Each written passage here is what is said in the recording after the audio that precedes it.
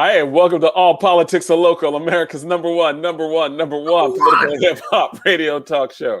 We are here on this February 5th. We survived the snowmageddon, all these feet of snow that started off here, and we are here again for another Friday. We got a good show coming up tonight. Do you want to do the introductions and then I do the show, or let's do it like that? So, Ed, how you feeling? Do you want to introduce the people, and then I'll introduce the show? Well, I mean, of course, my name is Ed Riley. And I'm one of your co-hosts. So welcome to All Politics Are Local, America's number one political hip-hop radio talk show. Hey, so we're going to have a good show tonight with the first hour. Introduce themselves, too. Yes, I know. I'm just jumping everything. All right, Zaid, Donna. I am so happy to see Madam here with us. As soon as we kick it off, let ladies first. Let her go first. Okay. Hey everybody, it's Donna. Happy February. This is the month for the lovers, the month for our history being told day by day, hour by hour. So it's Donna K. Everybody, how you doing? What's up, D? Hey. And Zaid, and then DJ Rhino. Right on, everybody. It's another Friday for some powerful talk. It's the anniversary of a young man who should be with us today, the anniversary of the birth of the late Trayvon Martin. Hard to believe that 9 years ago on this day, he enjoyed his last birthday. Wow. But we're always going to turn it up on the question of social justice wherever and whenever we need to by any means necessary.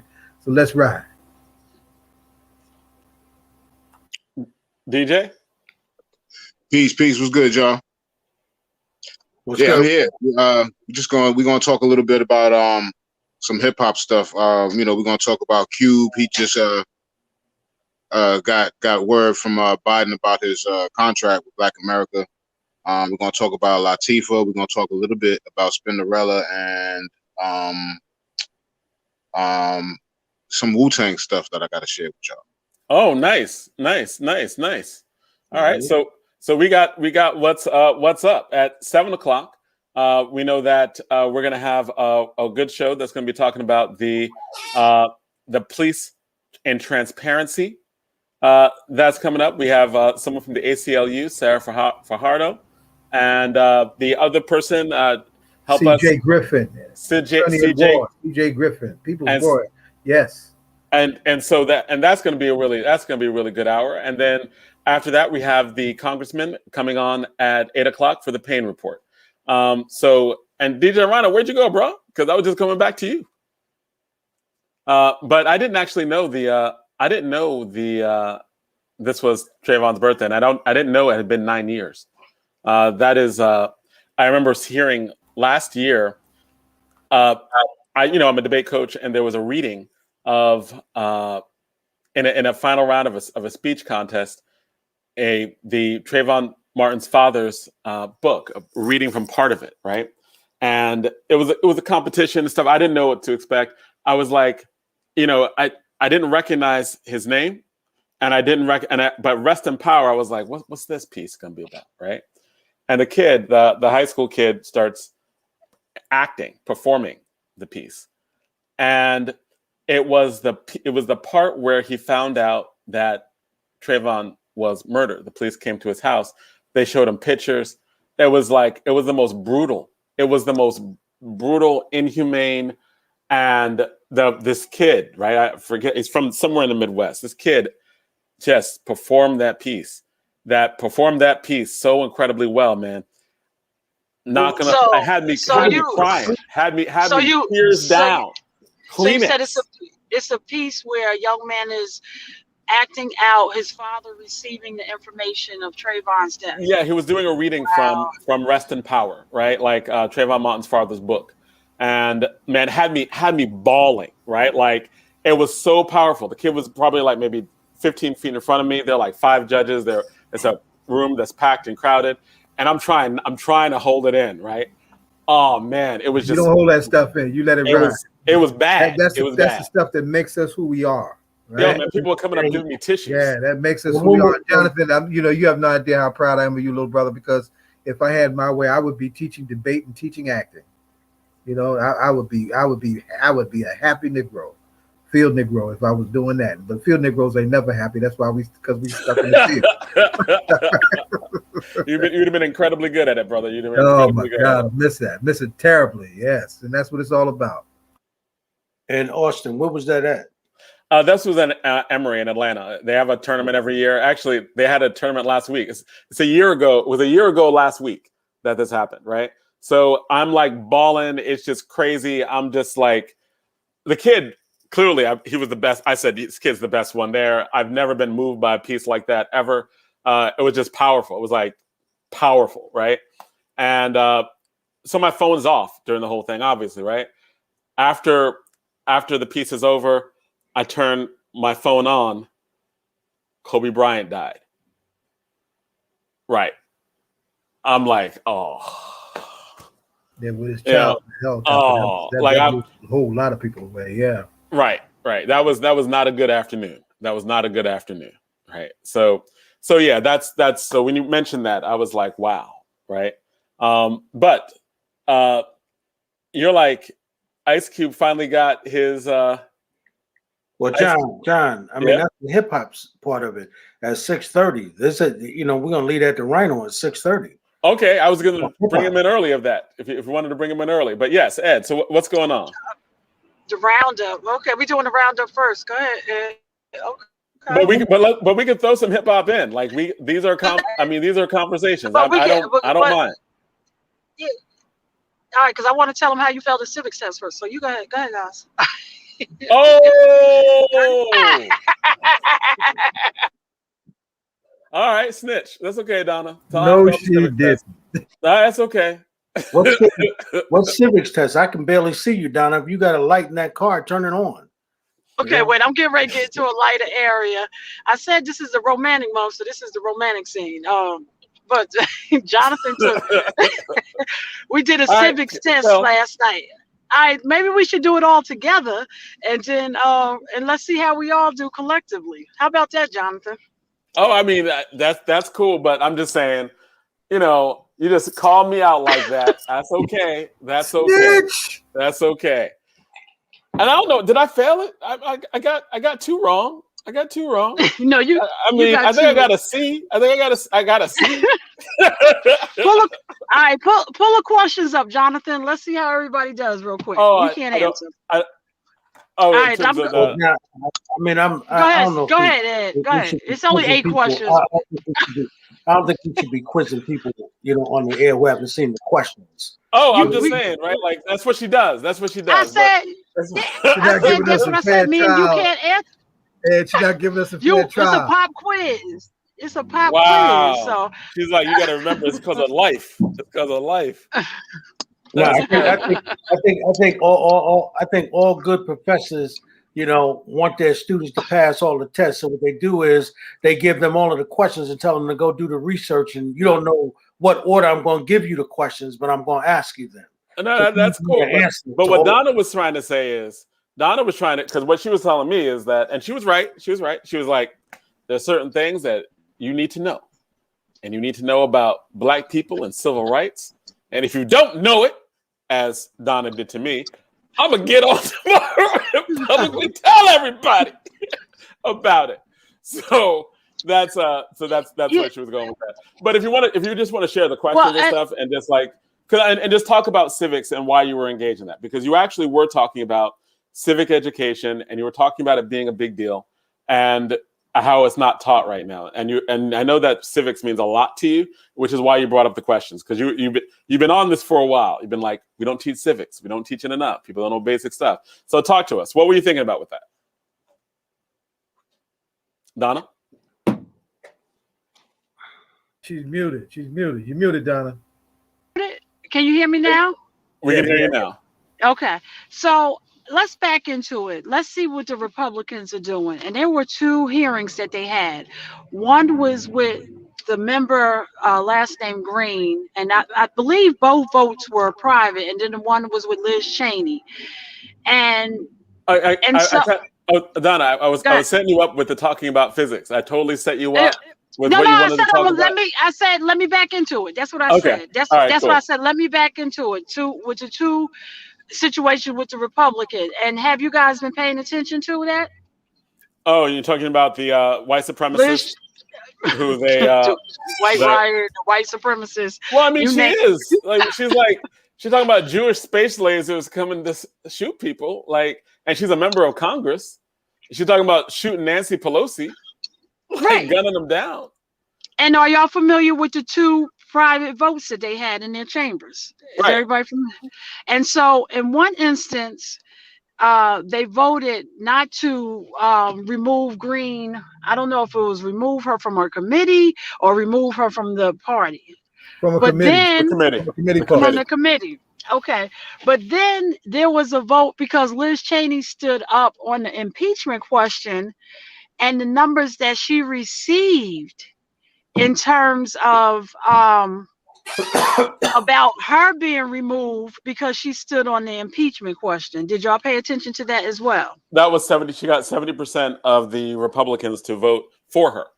So 70% of the Republicans backed her on that. Right. And 100% of the Republicans backed the white supremacist. Right. And there you go. So where are we going? And that's why I said that in civics is important, because those were emotional votes. And that concerns me. You know, that here it is that this 45 practically put us in a position of treason. I mean, he probably did an act of treason, but nobody sees that as wrong. And I just have a problem with that. And I just want to know, before I do the questions, how do you guys feel about that? It's historic. It's not. Let me give it some background. Let us understand that this is not the first time this kind of thing has happened. We have to remember what happened to Reconstruction. Reconstruction was more than just a handshake between Rutherford B. Hayes and Samuel Tilden, right? There had been ongoing attacks on black elected officials, on elected, and I'm talking, during that period, on any white folks who were part of the democratic process where black folks could vote and become elected officials, right? There were some 2,000 people who were killed before the 1876 deal between Rutherford B. Hayes and Samuel Tilden. After the handshake of death that pulled the last strand of Union troops out of the South, right? Those attacks escalated. So you went from 2,000 to 4,000 with the very overthrow of the Wilmington, North Carolina State House, right? In 1899, that led folks all the way to a little settlement that they created in South Jersey called Whitesboro, after George White, the person who was in Congress at the time, that was overthrown in the State House in a white riot that went back that far. So this stuff isn't new. But see, what's on the line, it's not the question of democracy for white folks, it's the question of white privilege. And when white privilege is on the table, and power, they will give each other a damn pass.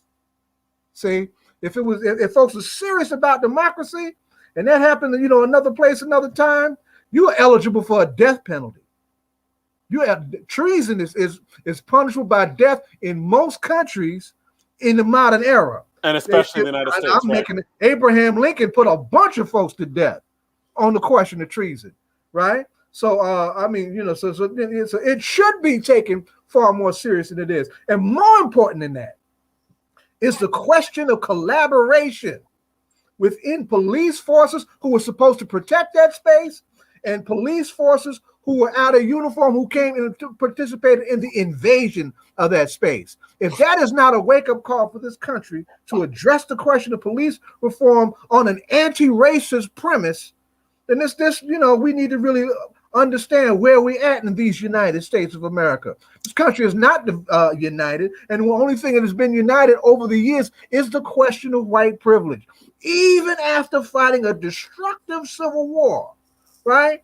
White privilege reared its head, and Negroes and the humanity of our people was easily cast aside in the name of creating something called Jim Crow segregation that took us damn near 100 years to get out of, and some would like to put us back if they let us. Go ahead. I'm sorry. Go ahead.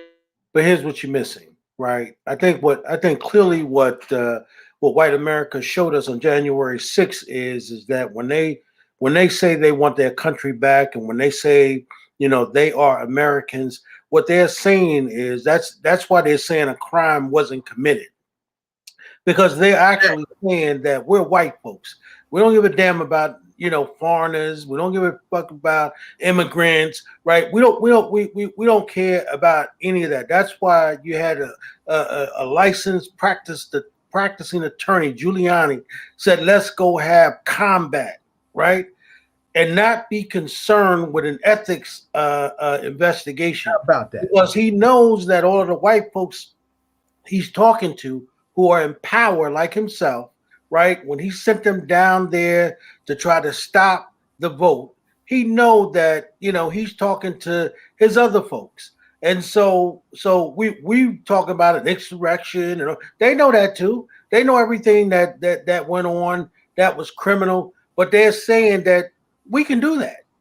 Y'all, you know, y'all can't do that. It so is a matter of black folks want to run around and have a conversation about, you know, Trump should be convicted. What we get ready to show you right now is we don't give a damn about law, right?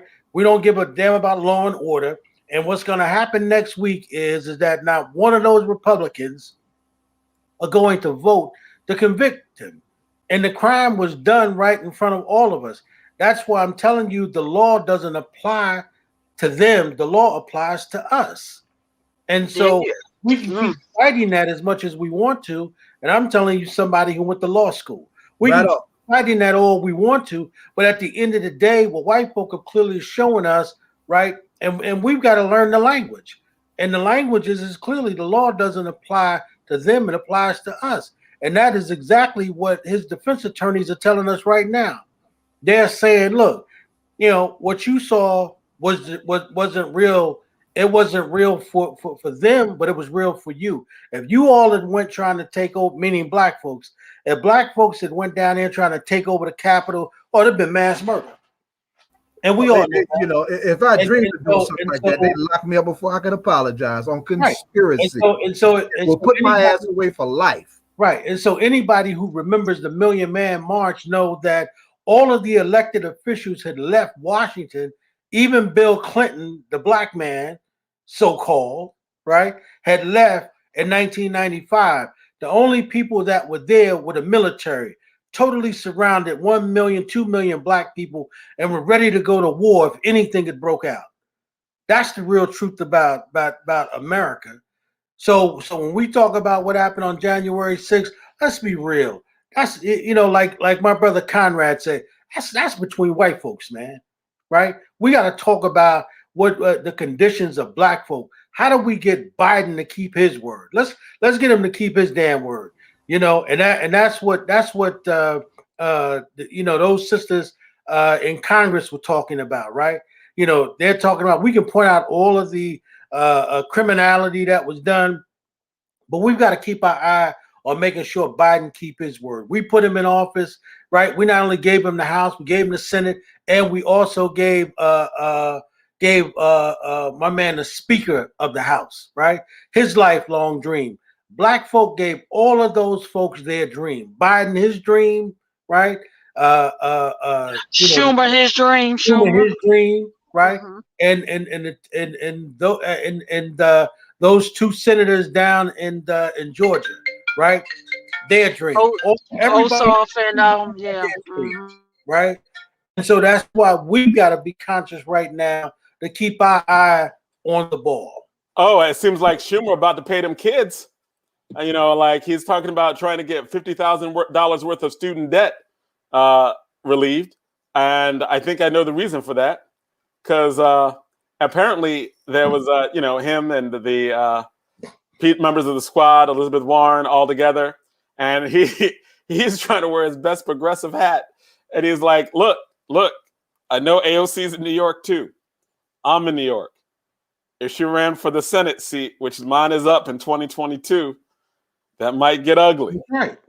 So I'm for you got to get $1,000 worth. Let's get all that student debt thing. Let's do this first. I'm Schumer. I want to remain here. Hey, John, Elizabeth Warren said last night on Rachel Maddow's show, right? She said they don't need to be no negotiation for that. That just needs to happen. That's what she said. She said we need to just sign an executive order, which is exactly what the brother, I forget his name right now, that was on with the mayor last month. But that's exactly what Elizabeth Warren said. She said we don't need a negotiation, Biden just needs to sign it. Right. He needs to remove. He just needs to remove all of the college debt. All these professionals who've been paying student debt for almost 30 years now. Right. And the banks have already been taken care of. Yeah. And I heard Ed say something very, very simply. If what happened on January 6th happened to number 44, it would have been a total different outcome. So this is a white supremacist thing. Those are laws that are for us and not for them. That's right. And it that's was done also to prevent a 44 from happening again and for a long time. You're saying January 6th happened so that there will never be a 44 in our lifetime again? No, I'm saying that one of the premises for them doing what they did, as soon as the brother got elected, they sat down within the next 12 hours and said, we must do everything to see to it that he is not successful. Right? I ain't talking about the crazy folks that bum rushed on January 6th. I'm talking about your dyed-in-the-wool regular white folk Republicans. Right? Okay? That energy, along with the energy that actually took place on January 6th, was also sending a message that we need to do whatever we can to put things in such an order that a 44 should not happen for a long, long time.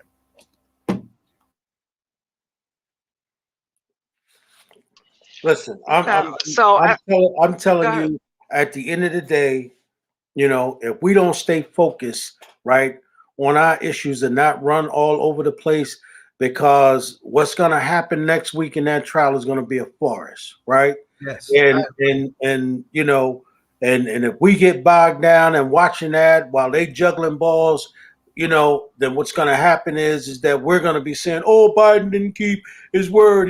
Because we took our eye off of him and we started watching Donald Trump, and what's going to happen with them white folks is going to happen. It's going to happen. Mitch McConnell and them guys are not interested in convicting this guy because they need all those white supremacists to vote for them too. That's what they need. And that's the whole reason why the QAnon lady can say all the stuff she wants and can say, oh, I said that, when I was running for office, but I don't believe none of that. Come on, man. Are y'all serious? What black person in America don't believe what white folks say coming out of their mouth and don't believe that white folk, when they get a job, won't change their tune? Come on, man. The Honorable Elijah Muhammad said nobody know white folk better than black folks. That's right. Right, that's right. Right. So and if all of a sudden now black people want to get amnesia like we don't know them, that's why I'm telling you, man, we can't get bogged down in all that. Them white folks ain't never considered us citizens, man. And they most certainly afraid of us now. That's why they're doing everything they can in Georgia to stop us, to suppress the vote. That's right. They're trying to figure out now. We got 2 years right before the midterms. How can we figure out, Donna? How can we figure out, to stop all them folks from voting, right? Because they were able to take both of those seats, and the way they did it is that they just didn't believe that them black folks was going to fill out the paperwork and drop it in the mail. Well, black folk didn't have to go anywhere, didn't have to do anything. They took advantage of their constitutional rights just like everybody else. But white folks are going to take that away from them. They're going to do everything they can in the next 2 years if black folks don't do something about that. Yeah, and you know what? And our Shiro, Stacey Abrams, got on the ground and did her work, and I sent something out and said that she is focused. The TED Talk that I sent out, and shout out to Stacey Abrams being nominated for the Nobel Peace Prize. That work that she done. I mean, we will never begin to understand, but her focus is laser. She is very, very, very purpose. And I don't know if you guys had an opportunity to go back and listen to that TED Talk, but that TED Talk was very, very powerful. Yeah, I saw it, Donna. It was great. It was great. But at the end of the day, you got to realize that white folk, when they get focused on, political power, they get focused on. I mean, how do you think QAnon came into power? Them folks got focused, and they said, "Yo, and look, all of a sudden you got these people wanting to claim that they've been brainwashed with QAnon. Come on, man. Are you telling me? Well, I don't know. To me, QAnon is like the Tea Party 2020. I don't know. That's what it seems like to me. Yeah. So QAnon just say all this crazy stuff, right? And you telling me that white people are so weak-minded that they just believe every stupid thing that was said? No, that's who those people are, Donna. I mean, so when you hear Congresswoman Green say that, no, that's who you are. I mean, she's gonna say they led me to believe it. So wait a minute, who's they? And you telling me you don't have a mind of your own? So Donna, I'm gonna tell you right now that what you got to do is you got to make sure you kill every white person you see. That's what you got to do, Donna. And this is QAnon Ed. And when I go into court, because I did what you said, and Right. I say that I'm not responsible, Ed's responsible because he told me, Right. and I believe what he told me, and what's the outcome of that going to be? That's right. All you got to say is that I told you, I programmed you, right? I programmed your mind to go and say that. So you a grown woman in your 50s, and you telling me you don't know right from wrong?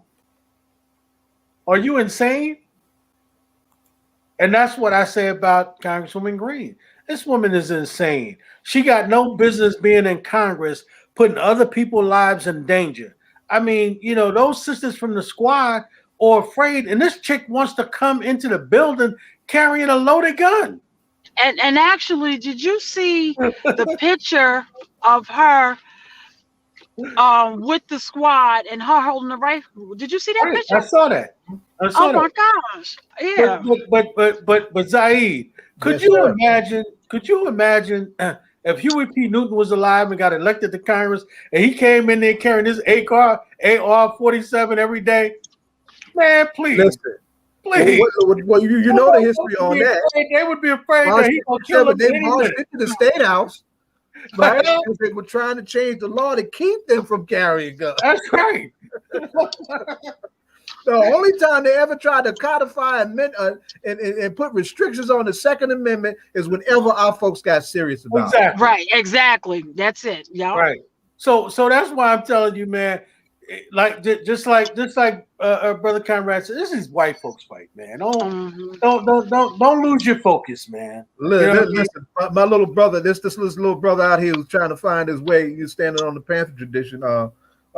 Shaka Zulu Sherrod. Don't you know the FBI and the New Jersey State Police came to his house? Yeah, I heard. Asking him. He pulled out his phone and taped them. I heard about that.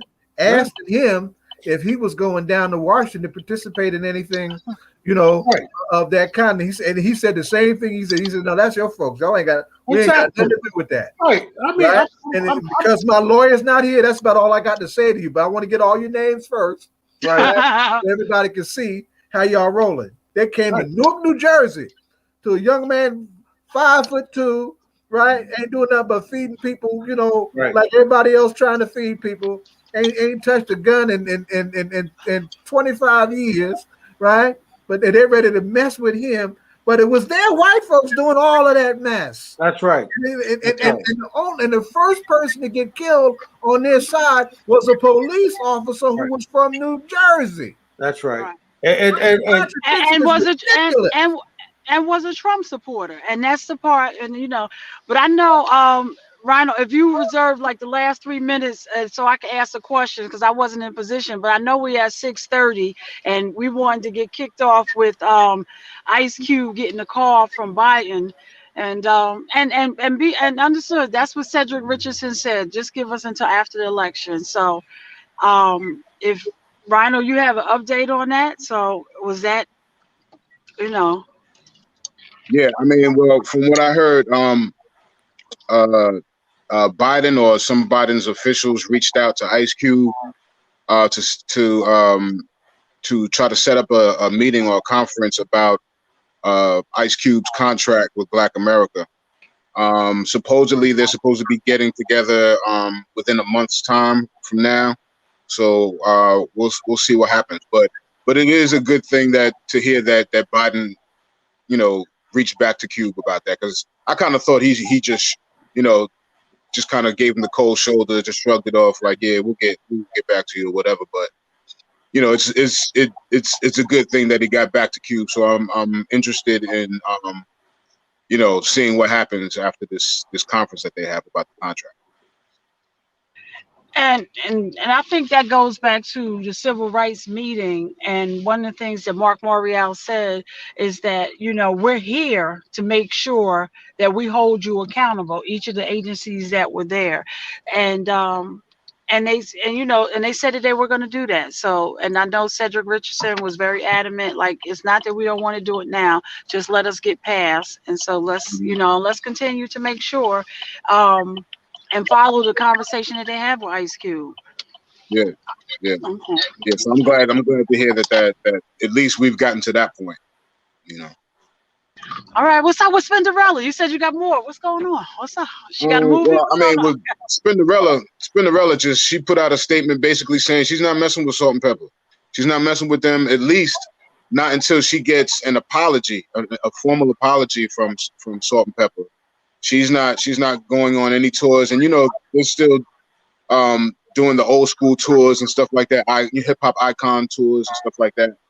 And but she says she's not going on the road with Salt and Pepper at all, at least not until they issue a formal apology.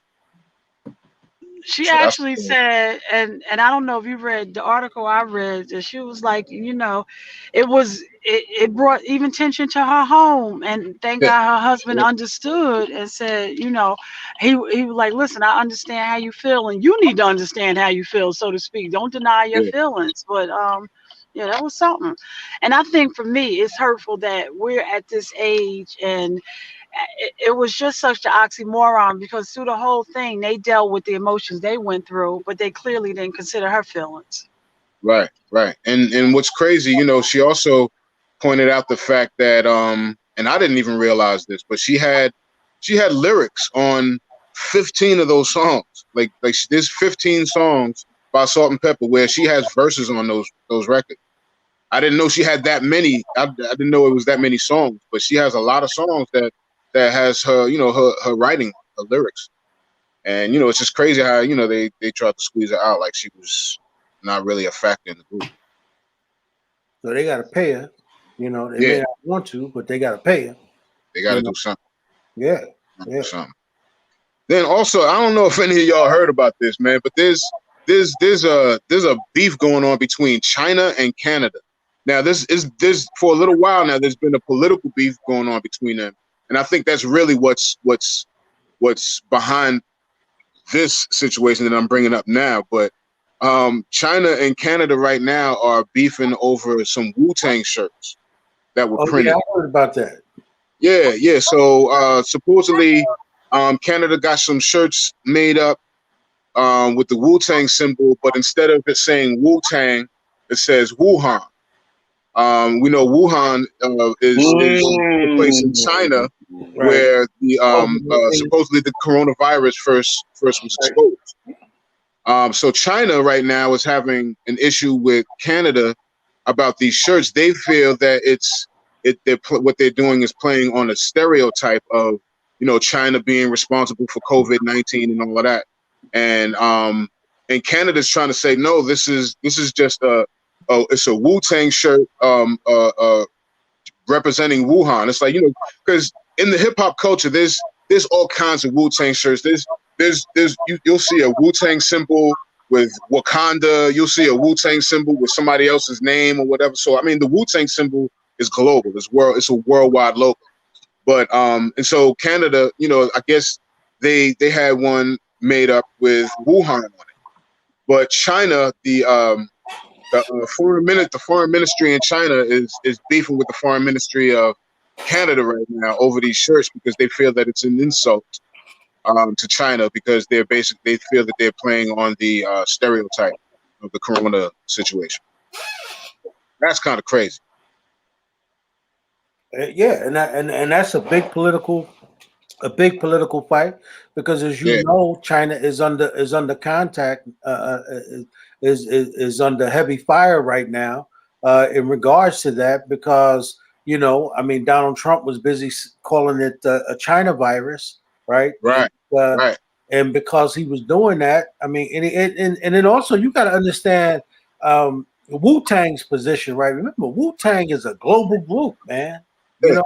Yeah. And the fact that because remember when they first came out, I mean their whole thing was kung fu, man. You know what I mean? Yeah. And they had incredible sales in China and them young Chinese folks out there, man, they was buying them records galore. So so if they say something, out there, those young Chinese folks out there, man, they take that stuff literally, Yeah. So the elected officials, those politicians are concerned about that, man. Yeah. And see what I think too is that I think some of those the political officials out there are not as in tune with Wu-Tang and the culture and all of that, like some of the youth out there in China may be.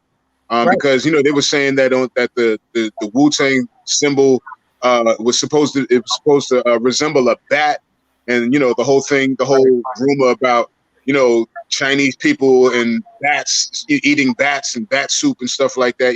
So they was trying to say that the W was a bat, and it was just a huge insult to China. Behind the whole coronavirus thing. So it's just little bananas, man. It's kind of crazy. But that's why I'm saying, Rhino, the when you talk about China and you talk about the music industry, you got to remember, man, hip hop, particularly with a group like Wu-Tang. I mean, you got to remember, man. That's I mean, for them cats, man, to be able to make music and for it to go global, just out of New York, but go global in China. And you got to remember, man, China is a world power, right? And so and Wu-Tang is a Black American group. Them you can believe them folks don't want their children to be so influenced by that, and now to be influenced politically because their kids probably don't care nothing about politics. Now all of a sudden they grind into politics. Right. And most people are trying to keep young people from voting. They don't want them to get involved. That's why here in America they don't want Biden to keep his word and pay the student debt, because if them kids really know that their voting helped them get their students' debt elected, them kids gonna say, well, what else can we get involved in politically and get stuff done to help America? Because that's why it's to America's advantage to get to, as John would say, get them kids paid, because if they get them kids paid, them kids gonna be politically engaged. Right. But it's to those elected officials that not do that, who want to make sure that them kids don't become politically engaged. Because you can believe if they don't keep their word and pay them student debts, them kids are done. They ain't coming to support nobody. And it's the same in China. If them kids get excited politically and get involved, let me tell you something, man. China, will become a democracy. They don't want to become no democracy. Yeah, that's crazy, man. It'll be a different kind of democracy because China's got a socialist premise, right? Yeah, I mean China is something that's a whole nother serious discussion. We're talking about 1 billion people, right? Who are just 3 steps away of matching the United States in military capacity. You understand what I'm saying? And we ain't talking about white folks, right?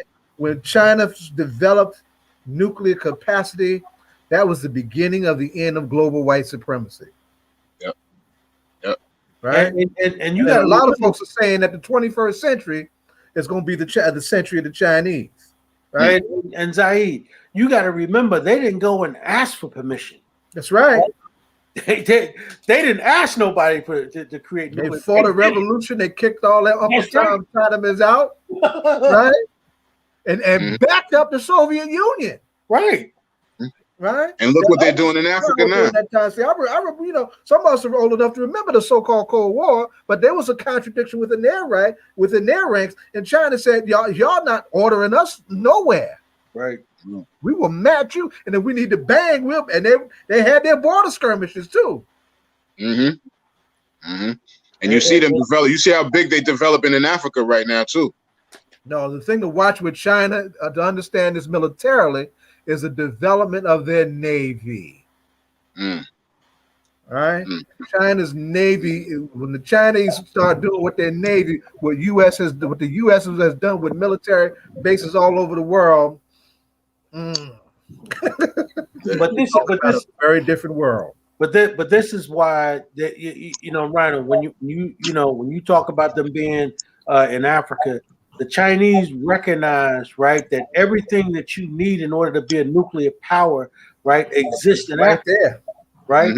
And so, and you know, when you talk about the cobalt that they need, right, the uranium, right, all those minerals exist in Africa. South Central Africa can feed the world several times over everything it needs. Yeah, I heard Minister Farrakhan say this maybe 40 years ago. He said Africa was going to become controlled by China because China was focusing very heavy 40 years ago on Africa, and now look at them today. Yep. Right, and you know, and I forget that brother. You know the brother that trying to start those schools down in Delaware. Umar Johnson. Yeah, Umar Johnson. Dr. Umar, yeah. He said he went to China and went to Africa, and he said he went to Africa. He said he was greeted by Chinese. He said I wasn't greeted by no brothers and sisters. He said damn Chinese met me. I mean, so you got to think about how heavy they moving culturally into the culture. Their presence is strong right now down there. Yeah. But so I want to move on real quick, man. Since we on a Wu-Tang vibe, man, I want to talk about real quick. My man Method Man, he ended up in the news. Kind of. No, Method it was Man's weird, wife. you know. Method Man's wife. Yeah, Method and his wife. You know, Wendy Williams. Wendy Williams has this. She has a documentary and a movie on Lifetime right now, talking about her, you know, just her struggles through her career, how she got on and all of that. But what's not in the documentary or in the movie, and she mentioned that she left it out of the movie on purpose, but she did mention it in an interview that her and Method Man at some point had a one-night stand. But that's nasty. Yeah, now, well, a lot of people thought that. A lot of people thought that now, but now, so of course, when that news gets out, you know, it went viral. Like everybody's talking about it. 50 Cent, who, you know, Abdul Muhammad, I ain't in it. You know, 50 Cent, he's head of power. Yeah. So 50 Cent is head of power. You know, Method Man plays one of the attorneys on Power. And now 50 Cent is trolling Method Man over this one night stand. Right. You know what I mean? Wait, Rhino, let me kind of say, because she said they smoked a blunt and then she gave him a bath and then 50 was like, man, what kind of weed was that? Oh man.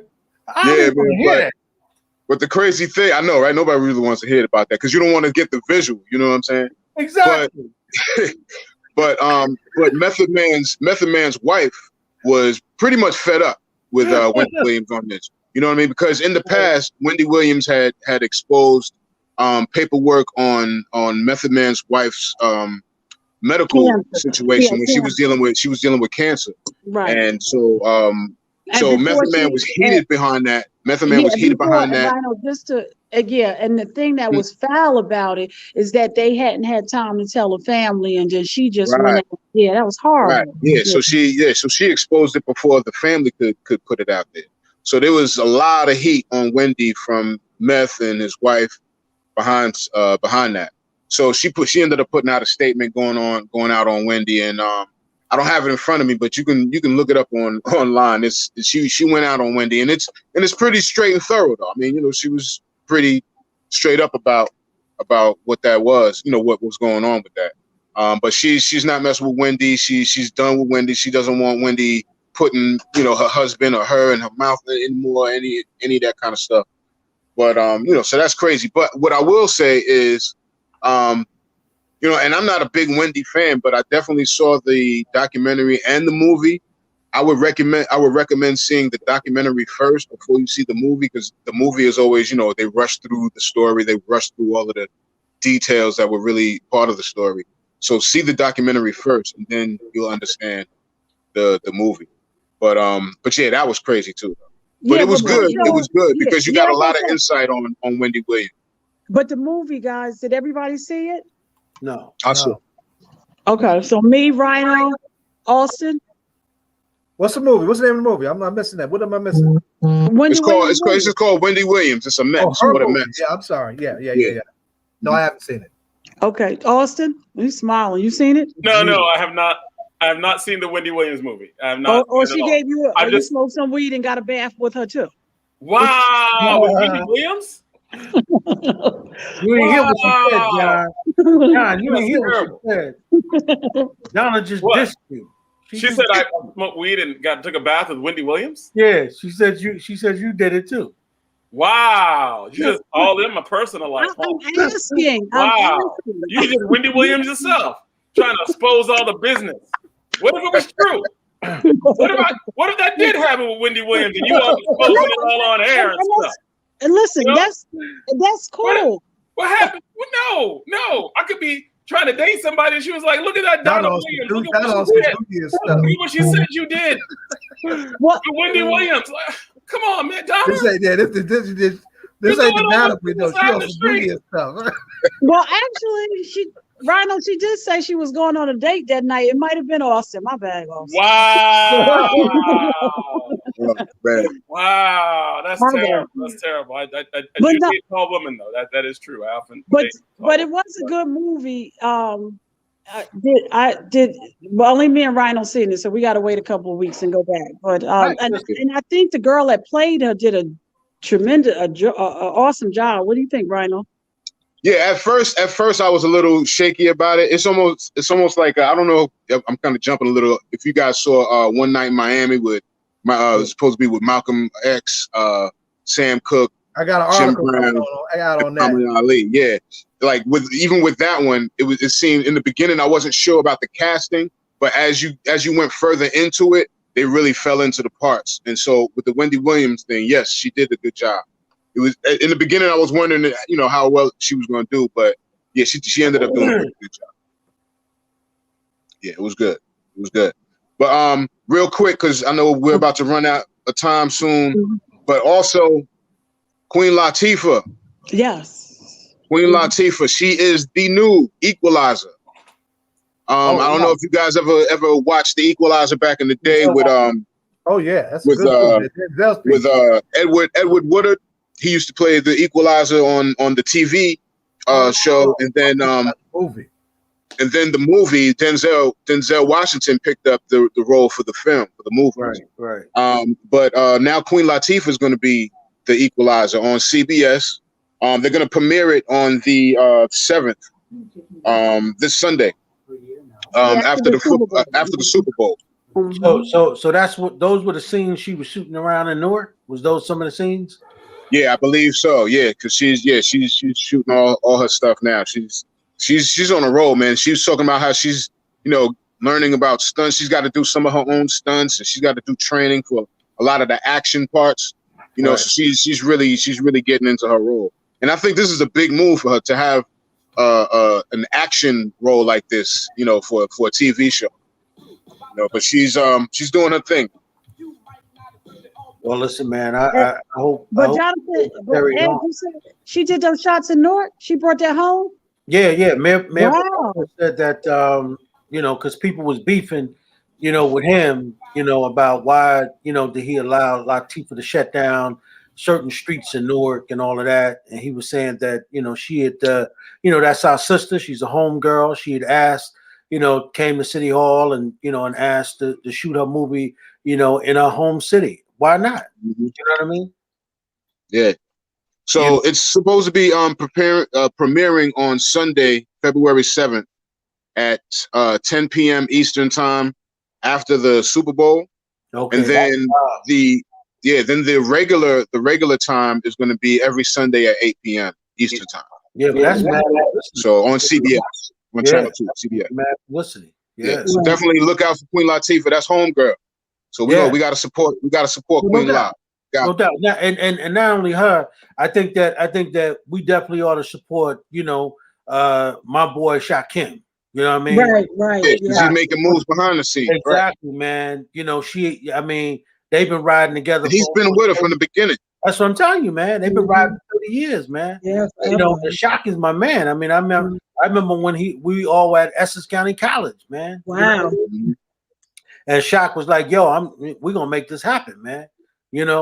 And they've been riding together, and she, apparently he's been making all the right decisions, or I should say, they have together been making all the right decisions, and the fact that they've never cut Newark loose. You know what I mean?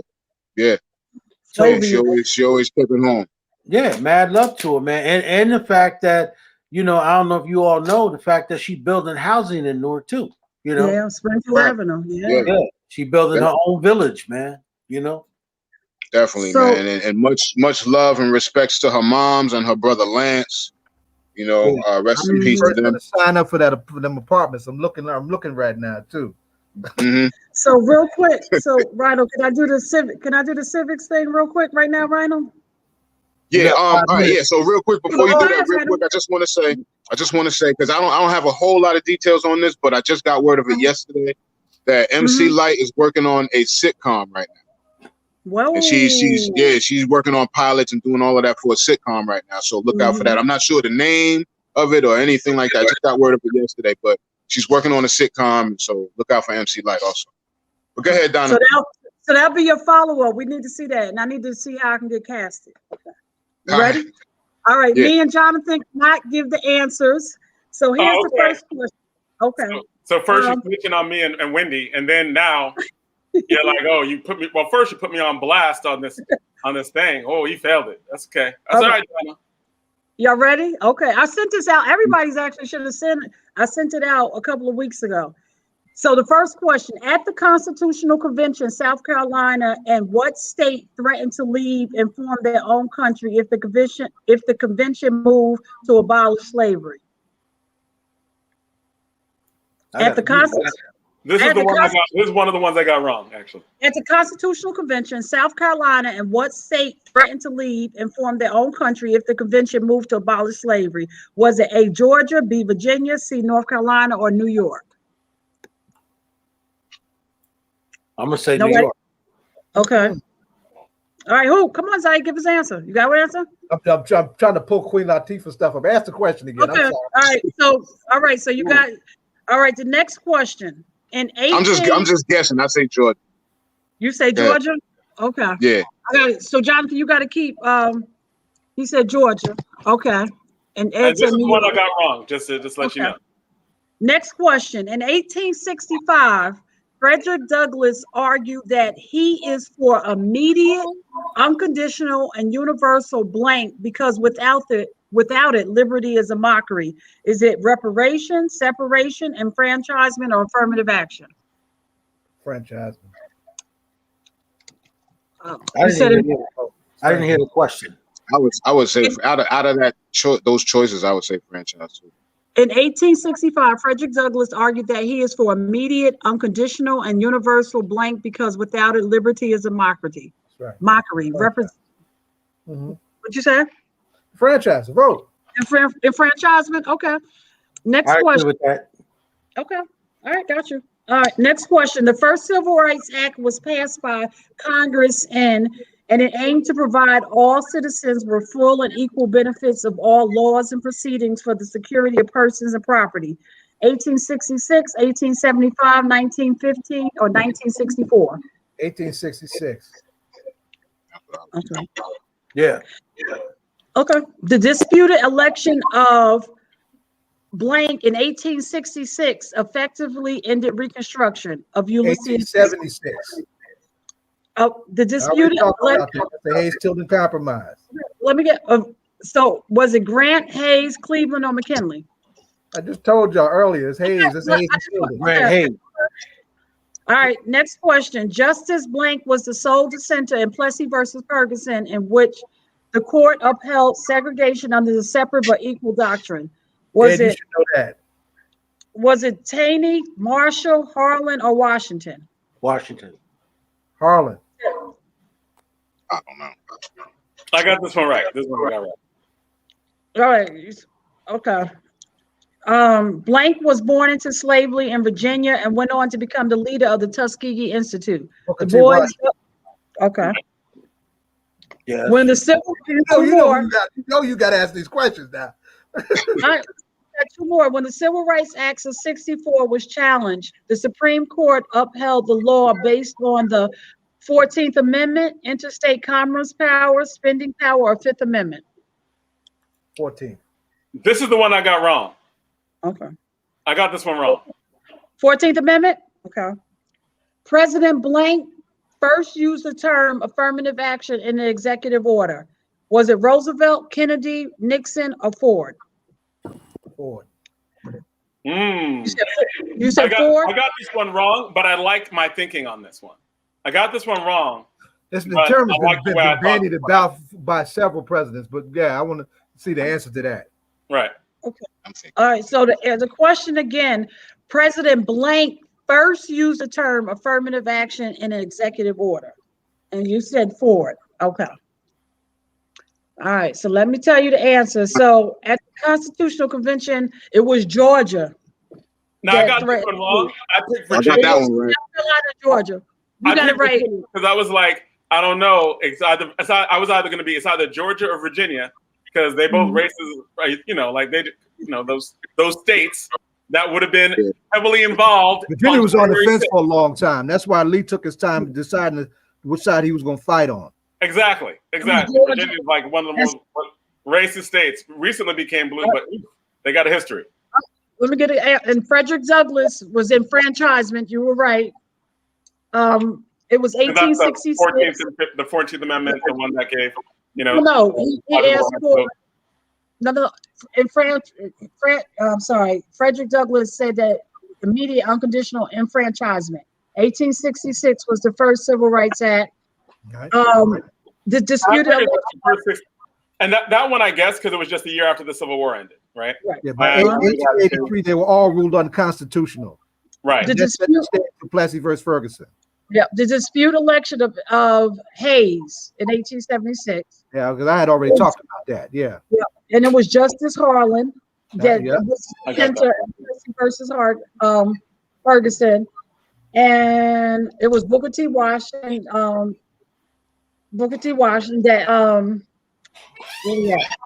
and what it said, it was interstate commerce power. Okay. Oh, really? Yep. Everybody, We asked that question. That was a really good question. Got that right. Because they both should have got that right. Because of equal protection under the law. Right. But that's wild that there wasn't.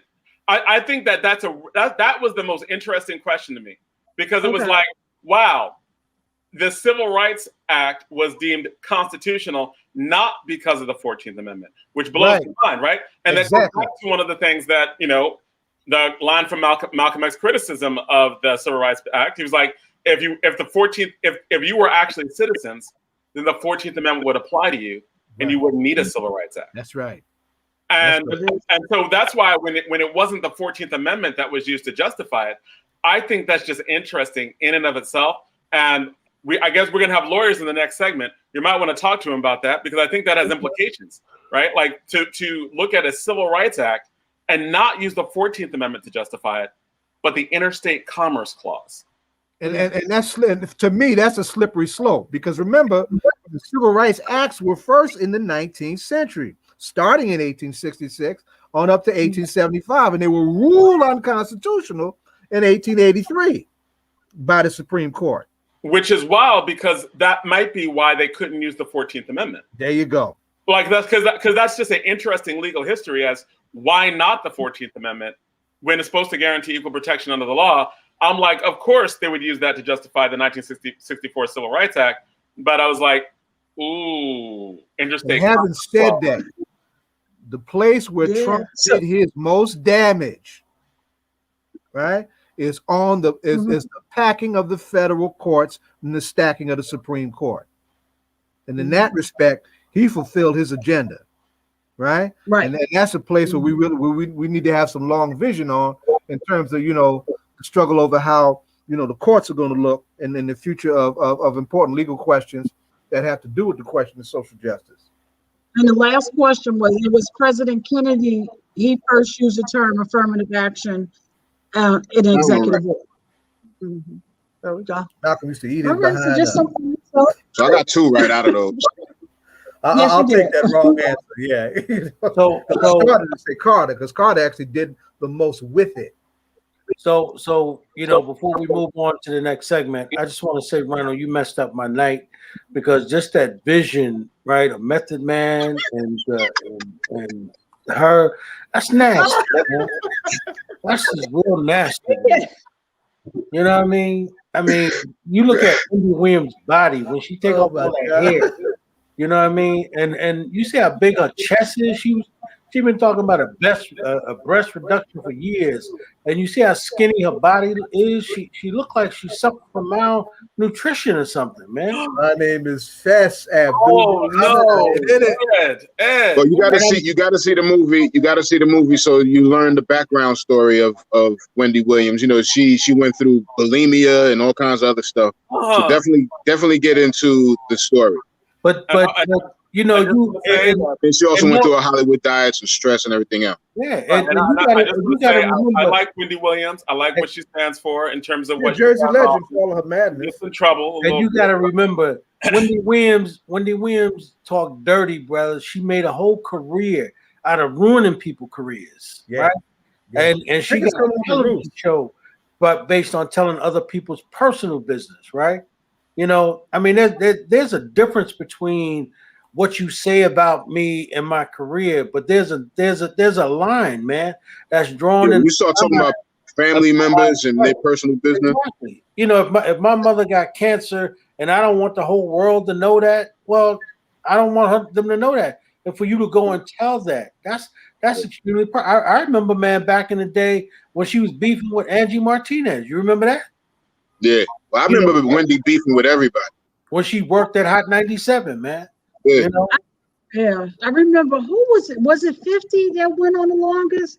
I remember her and somebody had a beef that was just forever when she was on BLS. I'm trying to think.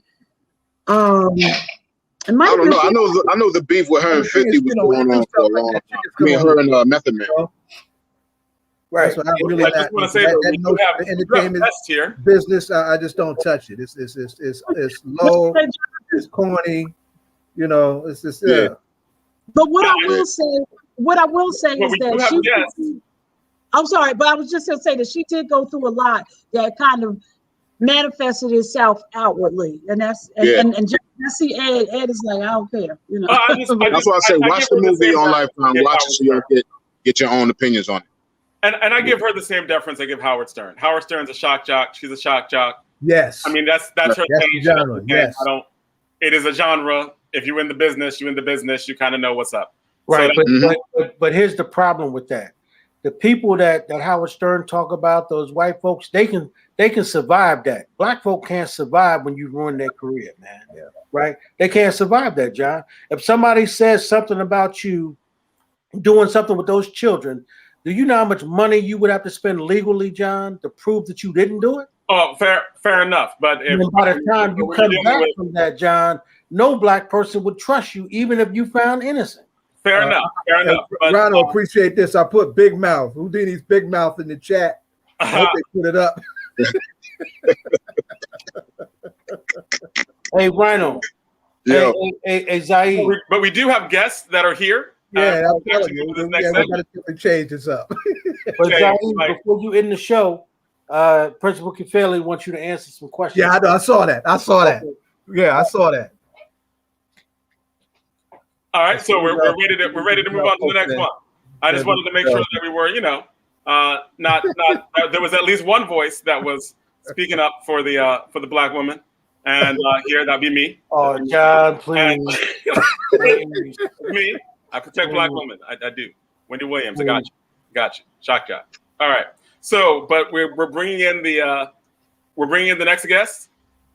All right, and so we are so happy to have them here, and Zaid, you can do the introductions. Sarah, you have spoken incredibly highly, and we are looking forward to a very good conversation. Sarah, I don't know if you saw the hype that I put out on you tonight. So it was a lot of hype. A lot of hype. Panther Cup stuff tonight, baby, right? Oh man, no pressure. I know. I'm a little nervous now. Sarah Fajardo, ACLU, and CJ Griffin, People's Lawyer Extraordinaire, right? Two important voices on the question of social justice in the broad sense, and on the police reform front in a very practical, in a very direct sense. Are both with us, and I'm happy to have them there. CJ, is this your first time with us? It sure is. It sure is. Sarah, you've been with us before, right? I've had the pleasure. Yeah, we've wrapped it about the CCRB before. Right on. Yeah. So glad to have you back. Right, it's a new year, time to turn it up on so many fronts. Sarah, CJ, and I are working on the police reform piece, but I wanted, and there's a particular bill that's warm, that needs some attention. It's called the Police Transparency Bill. And I'll let CJ really blow that up because that's why we brought y'all on. But in short, it's a bill that in step with the OPRA Act, or the Open Public Records Act, that any police officer facing disciplinary action, those records need to be available to the public, right? Jersey is one of those secrecy states that makes those kind of things not public. You got to go to court for everything. We want some public records on the police in this crazy state, right?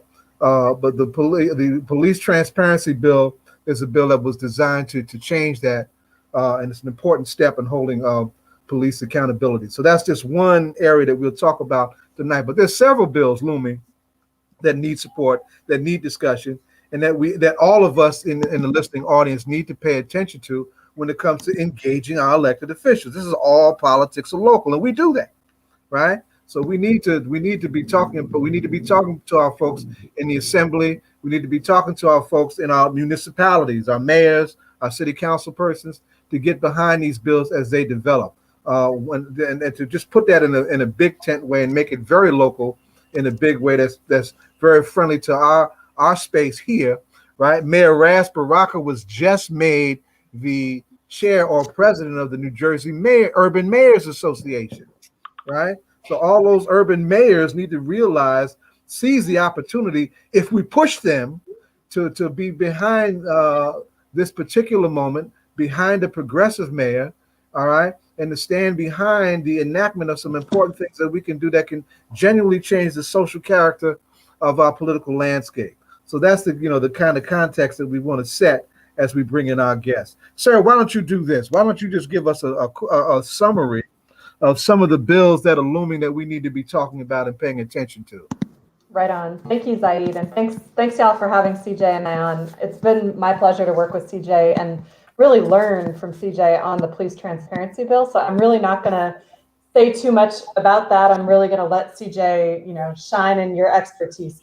But, we at the ACLU know that there is so much that can be done and should be done to change the way policing happens in New Jersey, really around the country, but in New Jersey. And I think that, there's been so many really incredible conversations, such incredible leadership that's, really raised this issue strongly from the Black Lives Matter context all across the nation. And, so a few principles that we're really trying to push in 2021 in New Jersey are transparency and accountability.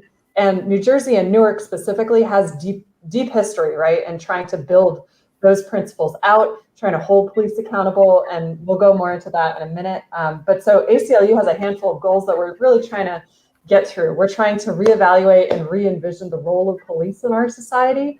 We know that policing is super militarized. There's mass surveillance of our communities, particularly communities of color. we know that we really, instinctively deploy police for the answer to all perceived issues in society, right? All crises, and we can change that. There's lots of opportunity to deploy mental health professionals or crisis intervention in a different framework that doesn't result in, law enforcement contact. Exactly, right. Violence or death, right? Depending on what all goes down.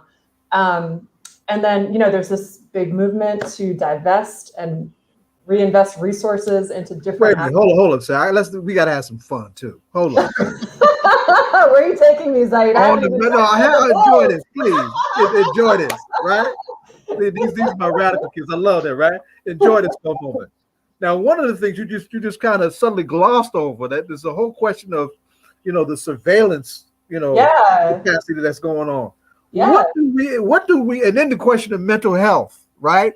And the need for police not to be involved because they don't know how to exercise restraint when it comes to mental health.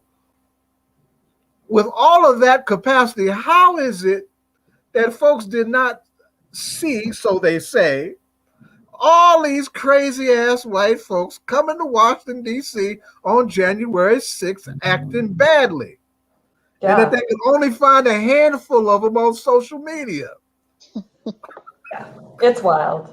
I'm trying to laugh about it, but it's serious. I know. No, I think it's white supremacy, right? Like, this is white privilege. This is white supremacy. This is like, people, the response, I think, to a lot of law enforcement is racially based, right? And there's a lot of privilege involved. That was what was, part of what was going through my mind when I was watching it on the news was like if this was, and I think this sentiment has been echoed across, commentary, social media, but if this was predominantly a movement of people of color, law enforcement response would have been super different.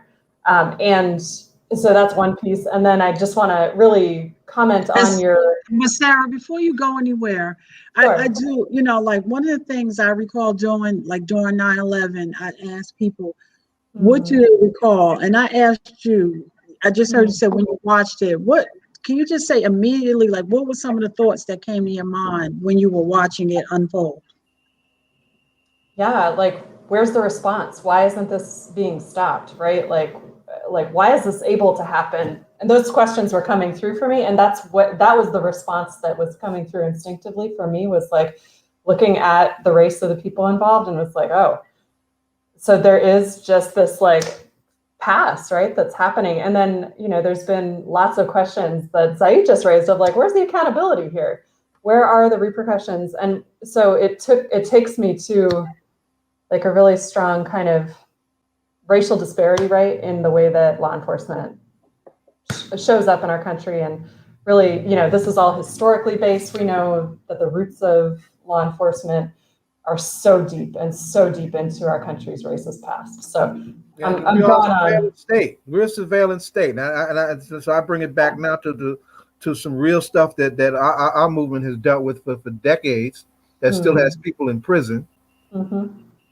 Right? Still has people in prison. Okay. And the fact that with this capacity, right? That's the watchword in the world of work these days. What is your capacity to do this? Your capacity to do that? This is the top superpower in the world with all the surveillance capacity. They couldn't see that coming, and they're taking and they're using kid gloves to come after every perpetrator in this madness. It's deep stuff. It's deep stuff. So I just had to pull some of that out of you. CJ, you can jump in anytime you want to. Any questions too. I want to make that clear. All right. But yeah, I couldn't resist that. I actually have a question that's actually very related to that as well. She had a thought, John. I'm sorry, Sarah, you were about to say something? I'm sorry, John. She was about to say something. Sorry, I got really heated because like facial recognition is such a big issue right now, and we know that the algorithms that drive the facial recognition are also contain racial disparities, right? And so we're seeing this pop up in the New Jersey legislature. There's some bills that are like a moratorium on use of facial recognition, and so just wanted to tie it back to home in New Jersey. Like there is a desire to look at the way that law enforcement is able to used facial recognition and surveillance. So just wanted to flag that. Sorry to interrupt you. No. And actually what you're saying is directly related to it, right? Like we have the ability of facial recognition that is accurate for white people, right? So I think what you were implying is that they could have gotten them in many different ways and known who they are and tracked them down. But also there's been a call for more laws to do more surveillance because of like the white supremacist uprising, right? I'm always, that always makes me nervous when people are talking about more, like, even if they're saying we need to go after these white supremacists, I'm always looking at that and reading at it like they're saying going after them now, but really that's going to be directed at Black people. You're an ACL from like, what is the perspective of both of yours on that? And then hopefully we can get back to some of the bills that you were talking about as well. Sure. CJ, do you want to jump in here too? I'm like yelling a lot because I'm getting really heated, but I want to make space for you too, but I can go if you want.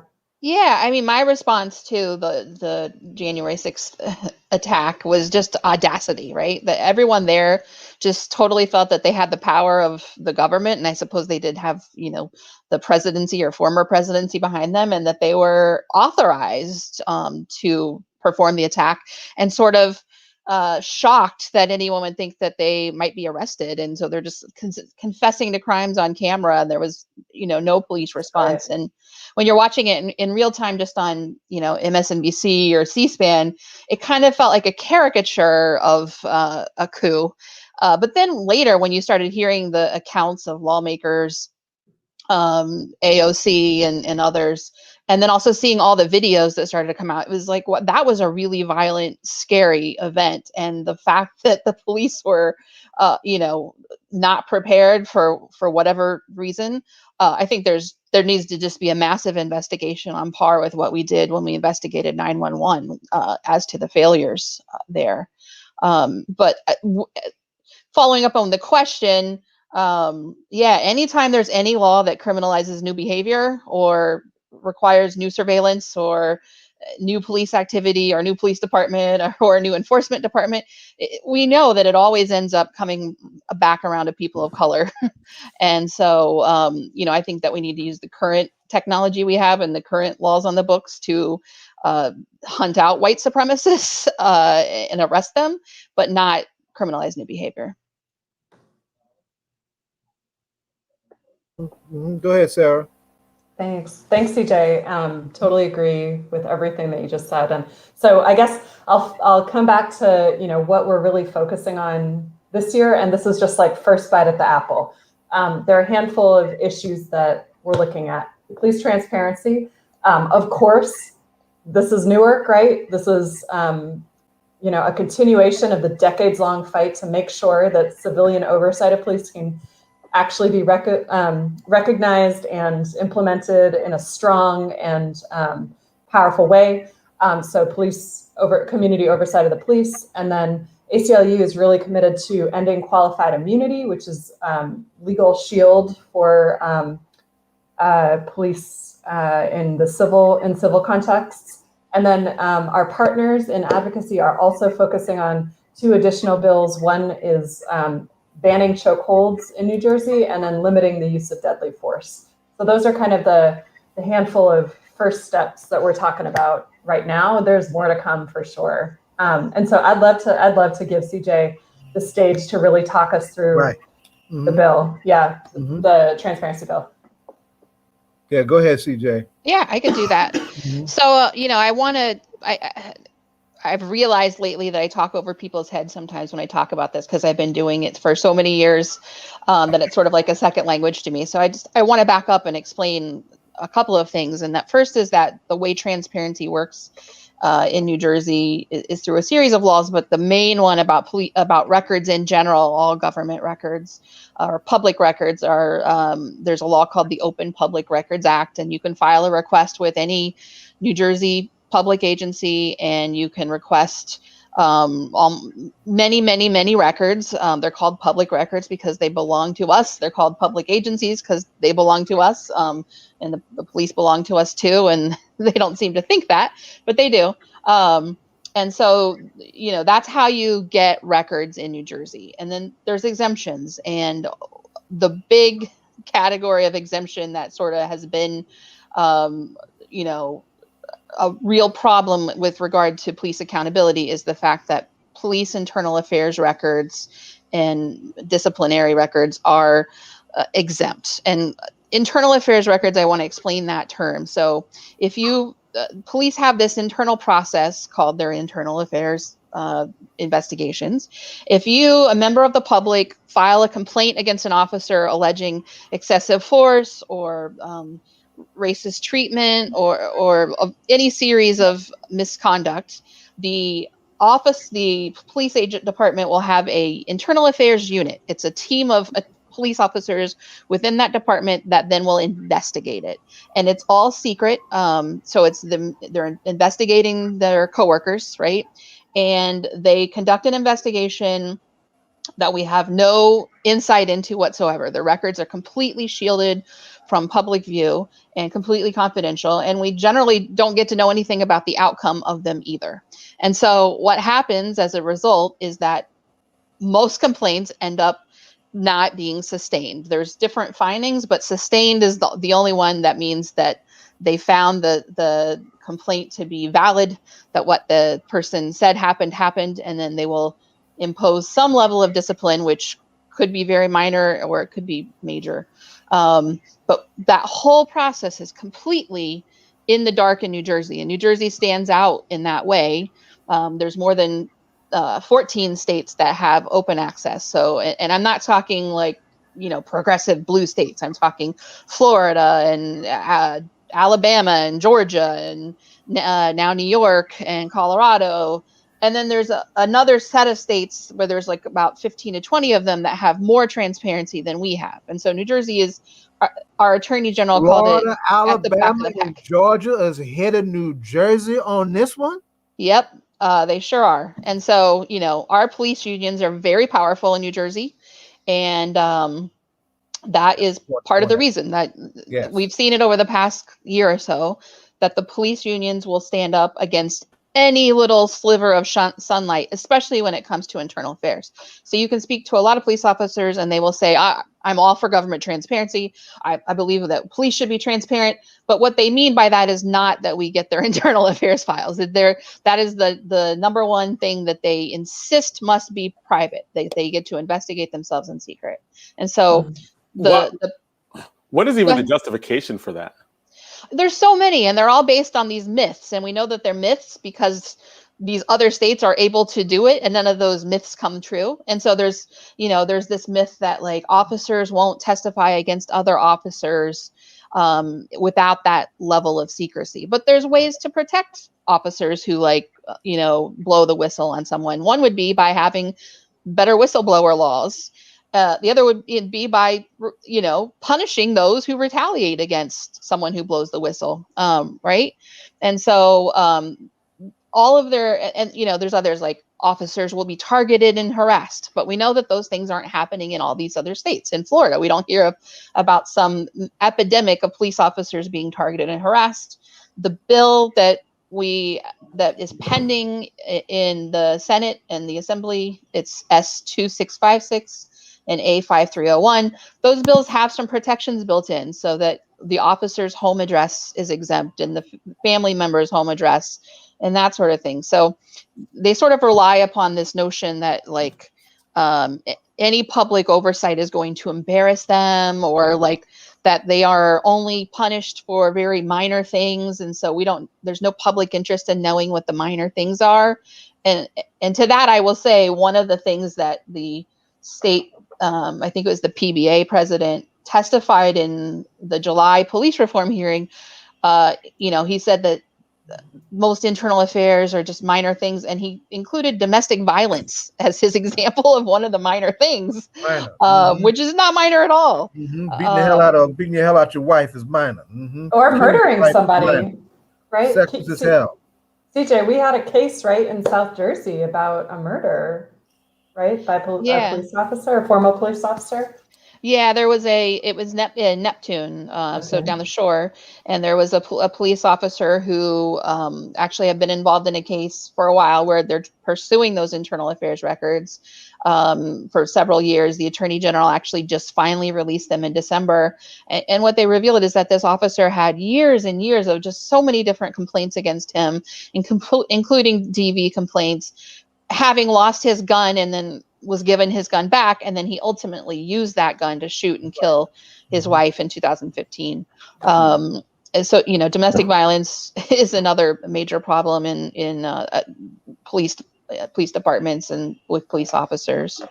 So this bill, S2656, what it does is makes all those internal affairs records public and disciplinary records. So we would get to see the investigation files and see why did they not sustain it. And often we know that they didn't sustain it because they didn't really do due diligence and pursue speaking to the complainant or witnesses. And so many of them are administratively dismissed, is what they call them, because they weren't investigated all of the way. And it will allow us to see the outcome. Like, okay, maybe there was a sustained finding, but then what was the outcome? What was the discipline that was imposed? It'll allow us to see, videos. We already have pretty good access to videos. We had to fight for them all the way to the Supreme Court, but we have pretty good access. But it will make all of this public and bring us up to par with Florida. And it's to put it in terms that like a lot of people might know, because in June this all became transparency after George Floyd's murder became one thing that lots of people talked about. And within 2 weeks of George Floyd's murder, New York repealed a law called 50A. So that was all over the news. So 50A was the equivalent of our Oprah exemption that renders it all confidential. And so New York did that within 2 weeks. Here we are, 8 or 9 months later, and we still haven't done anything in New Jersey about it. And so that's really disappointing. I think there's plenty of ways in which New York is ahead of New York, more progressive, but this is not one of them. We're behind many, many states that we shouldn't be behind. And why is that so important? And this should be obvious, but I just want to flesh it out for everybody's benefit. Right. Why is that so important that we have this kind of transparency? Well, I think transparency, the saying is like sunlight is the best disinfectant, right? So when people can monitor your investigations and find out that maybe you're sweeping misconduct under the rug, you're going to be more likely to, when there's oversight by the public or by even in a third party, you're more likely to sustain higher complaint rates. The public then can also hold you accountable, by protesting or by not reelecting those who put you in that position. And there's all sorts of ways in which it's basically allowing the public to play this oversight role. And Sarah and I had actually talked about this earlier, that the interaction between civilian complaint review boards and this bill that would make internal affairs records public is that they really strengthen each other. Right. That if one problem with the CCRBs is right now they can't really gain access to those files, right? And if they were public, they could. Right. And not only could they do it, but even in a town where the governing body, for whatever reason, decided not to implement a CCRB, the public could still form an ad hoc CCRB and review the files and show up at a public meeting and read the results and say, hey, we know this complaint should have been sustained and it wasn't. And if you don't do something about it, we're going to do something about not letting you run for office again. Or not reappointing you to this office again. And so that's what it is. It's accountability. We've seen where there's outside accountability that there are higher sustained rates. So both the New Jersey State Police was under federal oversight and the city of Newark. In both of those locations, they have higher sustained rates of complaints of excessive force than other agencies. So looking at like Newark, for example, in 2010, I looked up their data. In 2010, they had 208 excessive force complaints and only 12 were sustained. In 2019, 19 because now there's some oversight. It's not civilian oversight yet, but there's federal oversight with a monitor. They only had 57 excessive force complaints and 8. So you went from 5.8%, or no, I think I read no, this is the county data. Sorry. You went from 1.3% to 29% of their complaints. It was 7 out of 24 that were sustained. And so that's a drastic change just by a little oversight by a monitor, right? And so other agencies, you can pull up almost any town in New Jersey and you're going to find the same stats, which is that maybe somewhere between 2 and 4% of their excessive force complaints are sustained. If the public had access to the files, I guarantee you that those rates would jump up to this like 30, 40, 50% or more level. So really it's that because there's no transparency, people like the commanding officers, they don't feel necessarily that there's not necessarily the need to take many of these complaints as seriously as they would if there was actual transparency. Yeah, I mean, there's just really no one overseeing it. And it's so bad. The current system doesn't even allow a mayor or a city council member to review the internal affairs files or to know the outcome. So the democratic process is removed from that, right? So the public don't even have an elected official that they can hold accountable, that can hold people accountable. It's all primarily up to a chief of police and who he designates to be the internal affairs unit. And I say he because this is also, police departments are also mostly white men. And so it's this private, fraternity almost that's investigating themselves.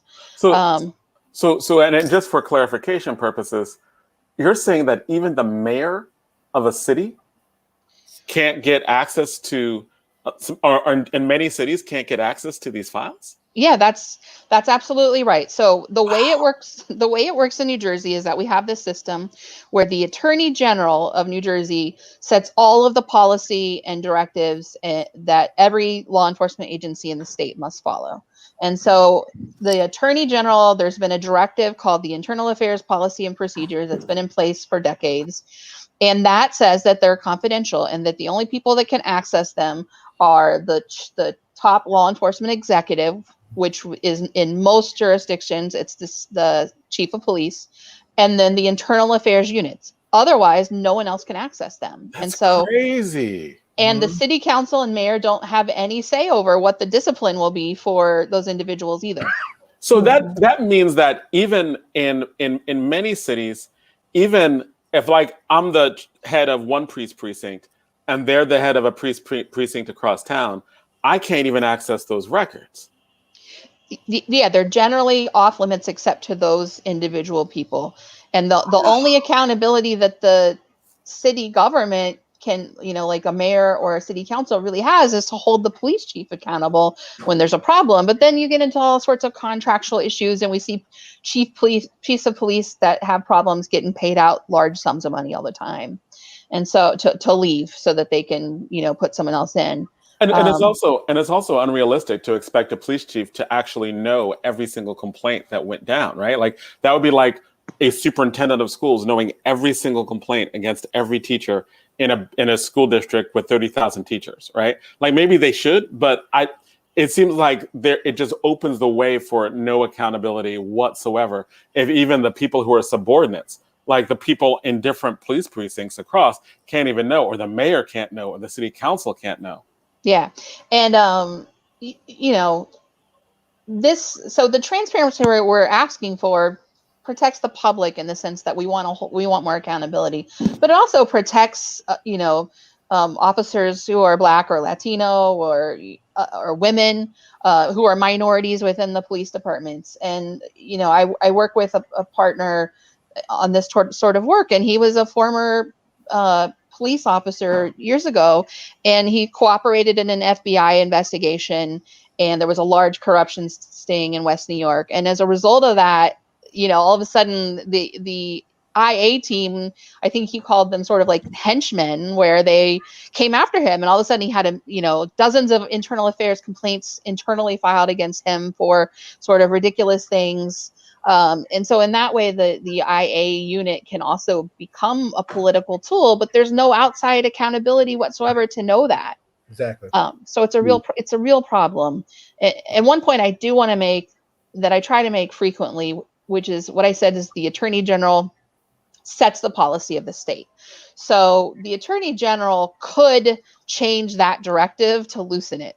The Attorney General could give CCRBs access to those files. The Attorney General could provide broader access to the public. Now, would the union sue him? Yes, they would. And ACLU and I and others would have his back and go to court and fight and argue that the new directive is valid. But instead, what happened was in June, after George Floyd was murdered, the Attorney General, said he heard concerns and believes that transparency was extra important. And so he changed the directive, but he did not change it in a way that was significant, despite a lot of news press suggesting it was something very significant. And so what he did was, under the current directive, how it's been for years, is that there's two pieces of information that the public gets. One is like a chart that's just stats, and it's how I was able to recite some stats to you. It will say we had this many complaints filed and this many were sustained. So it's just numbers, right?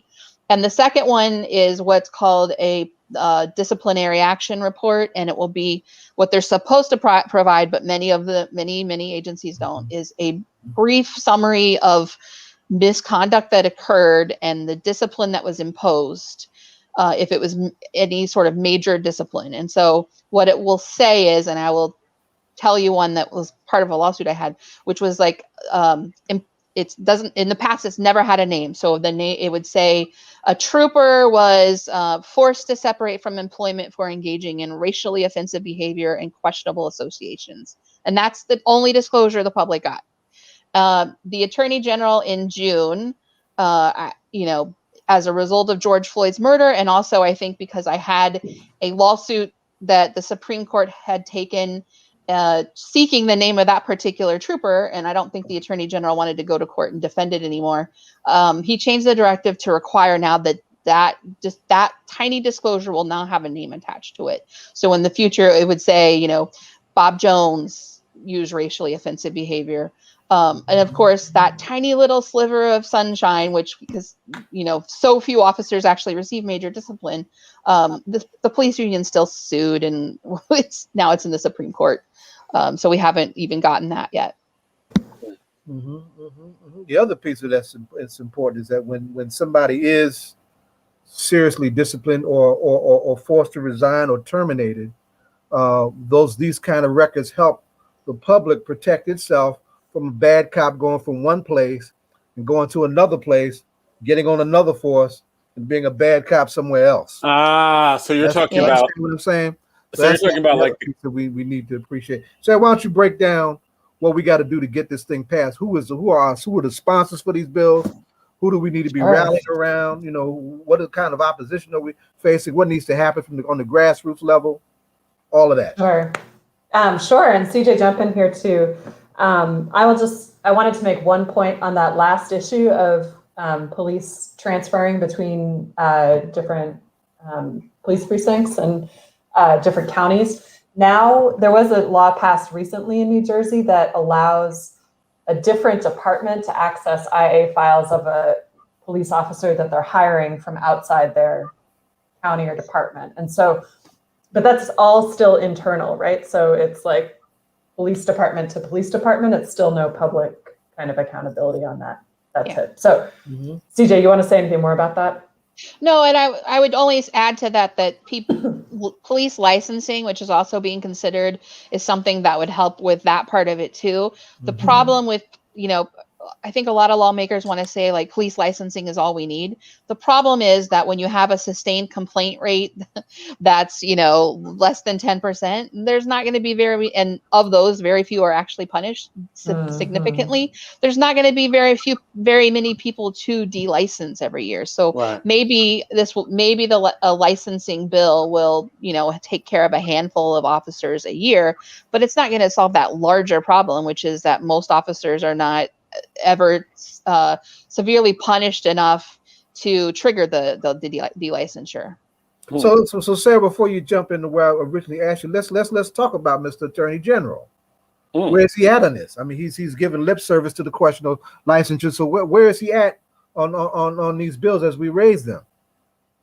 So this is what I would say. So, he has the opportunity to change the directive at any time to say internal affairs files are no longer confidential, and then we can argue in court whether that's valid or not. He hasn't. He instead chose to make that tiny disclosure change. After he made that tiny disclosure change, he did testify at the July 15th public police reform hearing that New Jersey needs to lead on this issue, that we need to have greater transparency. He didn't endorse any particular bill, but it sounded as if he generally agrees with the principles of this bill. So that's why it's been frustrating at me to witness someone that has such tremendous power to set all of the policy for police officers in the state and not really use it to its fullest extent. Right. I wanted to flesh that out. Now, Sarah. So what should we be doing now, Sarah, to load up support for this bill and these other bills as the time has come to bring them forward? Absolutely. Thanks, Saeed. So we're at a really important point, right? There are lots of great bills that we've just run through really quickly at the beginning, and CJ gave us so much great detail on the transparency bill.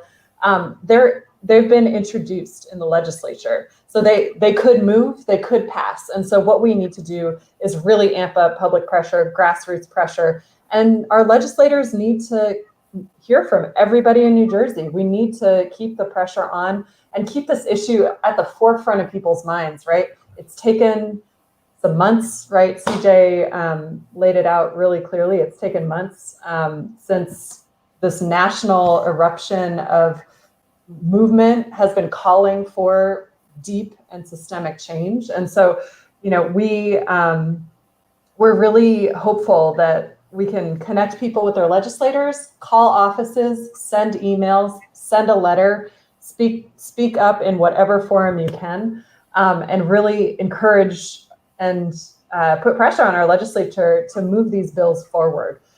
So there's a few stages that they have to go through. The next step is getting these heard in committee. We want a public hearing on these bills. We want to be able to talk about the importance of these bills, and then they need to get voted out, and then we need to get them voted through. And so please stay tuned. ACLU is going to be working with Newark Communities for Accountable Policing, with POP, with ICC, with CJ, with the Office of the Public Defender. Zaid, you're convening a really incredible advocacy community that's really behind a big grassroots push. So please, connect with us, connect with groups that are working on this. And New Jerseyans need to speak up for police accountability because people are losing their lives. There's lots of reform that we can move forward. And I wanted to just say a couple things about the civilian oversight issue. Is that okay, Zaid? Oh, sure. Go there? Just for a minute, because last time I was with you all, I think it was right before the Supreme Court hearing. Yes, that's right. On the issue. And so we were really at this historic kind of precipice of, will Newark get to really flex the muscle that its elected leaders, Mayor Ras Baraka, the city council, community, all agreed this is what Newarkers wanted to do in Newark to keep police accountable. And the Supreme Court said, we need state legislative action to put into place this powerful review board. And a few of our legislators. Now, hold on. Okay. See, I like to beat up on folks when they don't do us justice, right? And I know you've been trying to cool me out. I can't be involved in that, and CJ can't either because we're before the court. So, yeah, I know. Yeah, we got to make that clear. We had a very strong written decision, unanimous in the Court of Appeals that said something totally different, right? And they tell us, and Ed, you're a lawyer, you know, CJ, y'all both lawyers on this.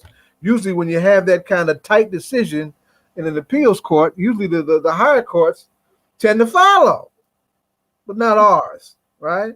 So I just had to get that out. You know, I had to get that out. The New Jersey Supreme Court had an opportunity to correct this, to allow us to move this work forward, and they chose to punt to the legislator. And I'm being polite. All right. They chose to punt to the legislator. So that's where we're at. So you can come back to that now. But I had to, I'm an old body snatcher in my boxing days. I had to bang up on them a little bit.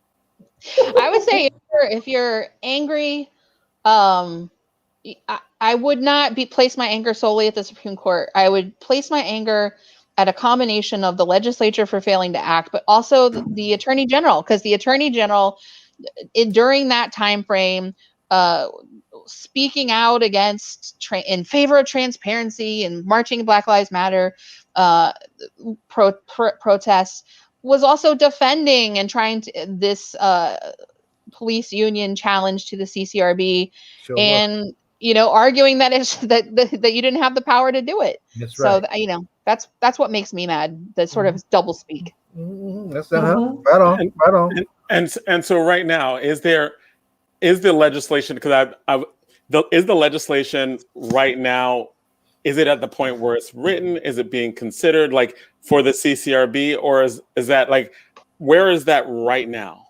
Sure. We have a bill. Yeah, we have a bill. We have a bill from Angela McKnight out of Jersey City and Senator Rice from Essex County.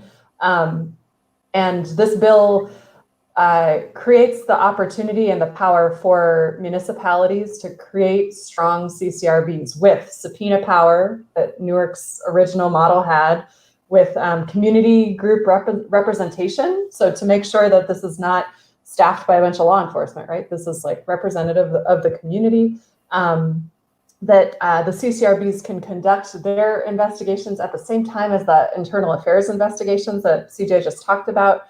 So they don't have to like wait until the end of the internal affairs investigations to start conducting a complaint investigation. Right. It also allows, last thing, it also allows the CCRB to recommend discipline, which was also something that we had in our original ordinance in Newark. And so that bill is out there. The legislature can act on it, and we are so hopeful, and we're going to make it happen through Saeed and me and CJ, all the grassroots community power that we can muster. Yeah, the people power is going to get it done. Mm-hmm. Yeah, Sarah said speak up a few times, and that's what we need people to do. And there's actually a website one of the activists put together, that's speakupnj.org. Yes. Yeah, and speakupnj.org. You go there and you can read a little bit more about the bill to make the internal affairs records public. And there's also a template and email addresses for Senators Sweeney and Coughlin, and you can email the governor too and say, like, we want this bill to pass. That is really important, and they need to hear from you. Yeah, Sweeney and McCoughlin, they got to get the bill out. Yep. They got to get the bill out. So they're targets for that reason. I just wanted to make that clear. Sarah referred to NCAP and Newark Communities for Accountable Policing. For those who are not familiar with that, that is an initiative that the ACLU put together when we first started our CCRB drive here in Newark. And NCAP is an umbrella organization for the social justice organizations represented on the Newark Civilian Review Board, right? The NAACP, the People's Organization for Progress, ICC. Who am I missing? SEIU now. Yeah, now we have SEIU 32BJ. That's and that dimension of our CCRB is also an important, unique feature, right? And even with the loss at the New Jersey Supreme Court, we still do have that. We still do have that community-driven character, and that's important because it's community forces like that are clear on the issue.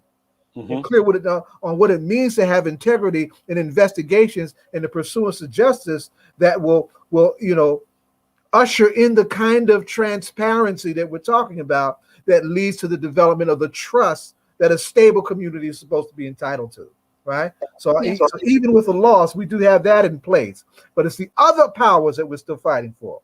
It's through the legislation and this law that we're trying to get through from Senator Rice right out of Newark, and from Assemblywoman Knight out of Jersey City, that'll give us back our subpoena power, our independent investigations, our parallel investigatory authority, all of that. We want all of that back. Absolutely. What is the time frame? Happen for every community that deems fit, that says they want one for themselves. So Sarah and CJ, Are there, I know at the point that Newark was moving forward, it was probably one of the best bills out there in the U.S. Since the Supreme Court has kind of rolled some things back, are there any other states that are doing something which was envisioned for Newark? I haven't heard of any other states that have put forward that strong model, right? Okay. And I think, Newark still has, like Zaid said, some really strong features, but we're continuing to fight so that Newark really can be the leader for the nation and continue to be the leader for the nation on this issue. CJ, go ahead. No, I mean, here's the piece that I want us to be very clear about too, because here's where politics, can be petty and get in the way, right? Newark's CCRB is the first in New Jersey, right? But CCRBs exist all over the country, right?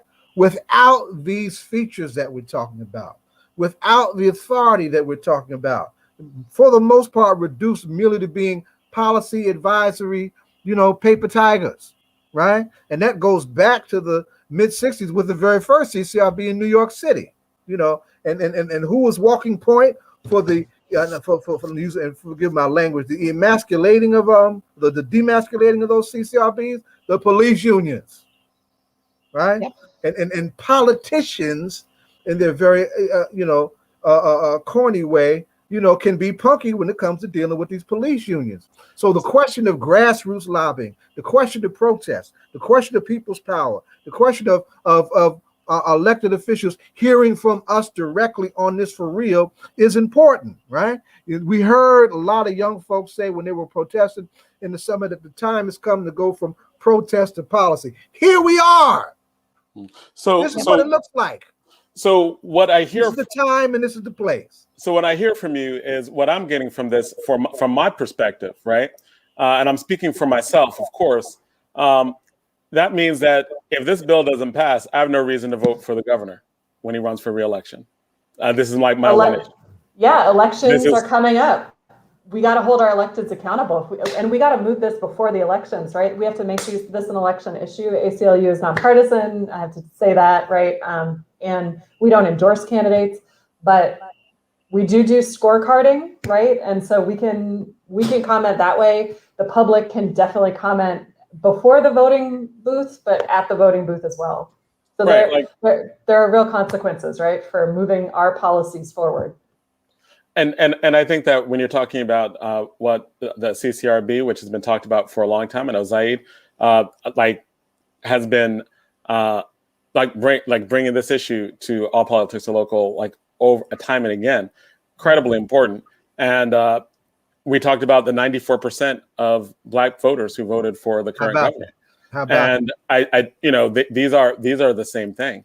And I'm like, as something as basic as civilian oversight of police in years where we have basic in a democracy, wouldn't you? Right.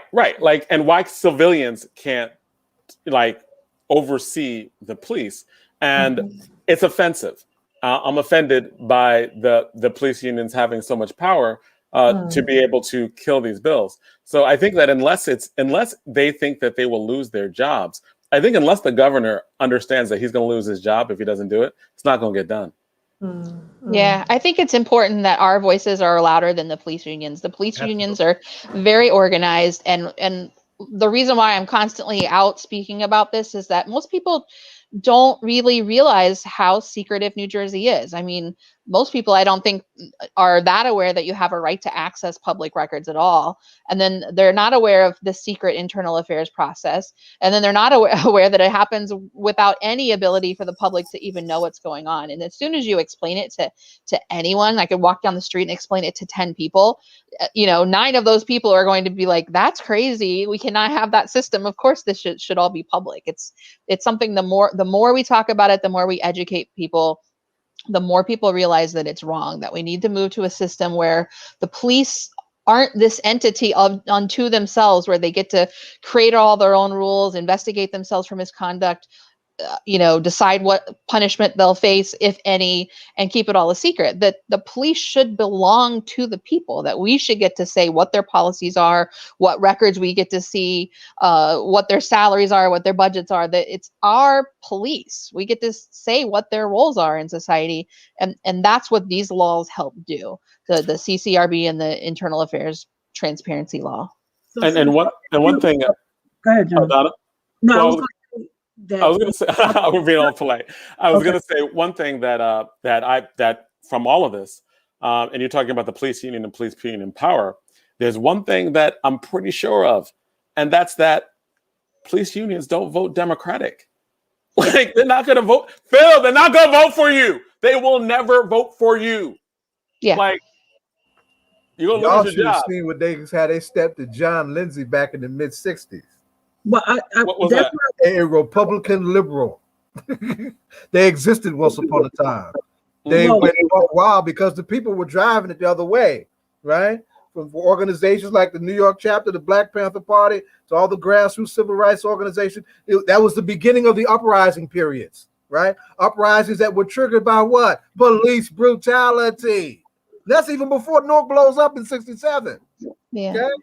So, I mean, this is a long fight, and we're at a threshold where we can push this to another place. So the time has come for this, and I'm really talking now to our young heads, this new generation of activists that are really trying to figure out how to get at this and stay at this and make a difference at this particular historical moment. It's right here in front of us. Well, CJ, so are there internationally, is there oversight? Is there anything that we can look to so we can say, hey, they're doing it, it works? Is there anything internationally? Well, check this out. Right now, there's being convened some hearings, and there's an international inquiry commission that is convening hearings right now on the question of police violence against African descendants in the United States. The international community is looking at the United States again on its hypocrisy around human rights, right? And there's some powerful contributions that are being made to this whole thing. And I'm big on that thing because I'm out of the Malcolm X School of Struggle, right? And in fact, I'm trying to get some of the participants to participate in some of our work. Sarah, stay tuned because I really am trying to pull some folks into this, right? So, so the international question is important. Other countries, I think where you're going, are there other models in other countries that we can look at? That's something to look at, all right? The United States is not the be all and end all of everything as it projects itself to be in the arrogance of its empire, right? It's not. It's not in education. It's not in healthcare, and it sure as hell is not on the question of policing.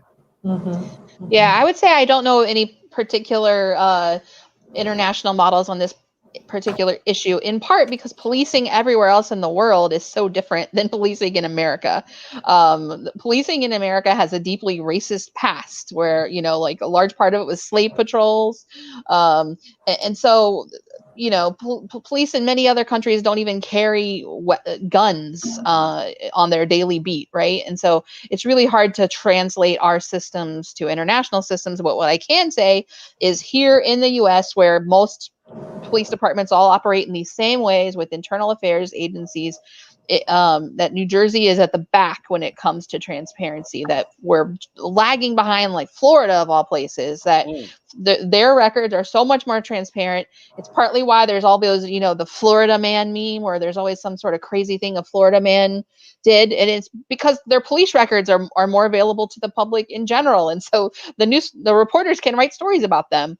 And I think here's another piece of it that, Zaid, I know you've talked about this before, the force report. Yes.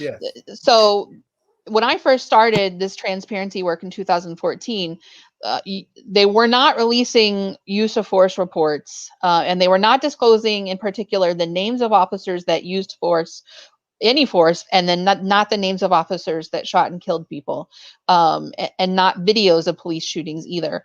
And we took it all the way to the Supreme Court and we won. Within a year of that victory, the Star Ledger, NJ.com, was able to publish the force report, which I think just really changed the landscape, and forced the Attorney General to realize that they weren't doing any oversight. It embarrassed the hell out of that liberal. Absolutely. Yeah, and so that's what a little bit of data for, that those are one-page forms. Just that little bit of data, reporters were able to come up with this amazing database that really, local activists are using that to change policies, to hold people accountable. What will reporters be able to do if they have access to entire internal affairs policies? Like how many investigation files, how many stories aren't being written because we have zero access? And when you have zero access to police records, because not only are internal affairs records really confidential in New Jersey, so are all criminal investigation records.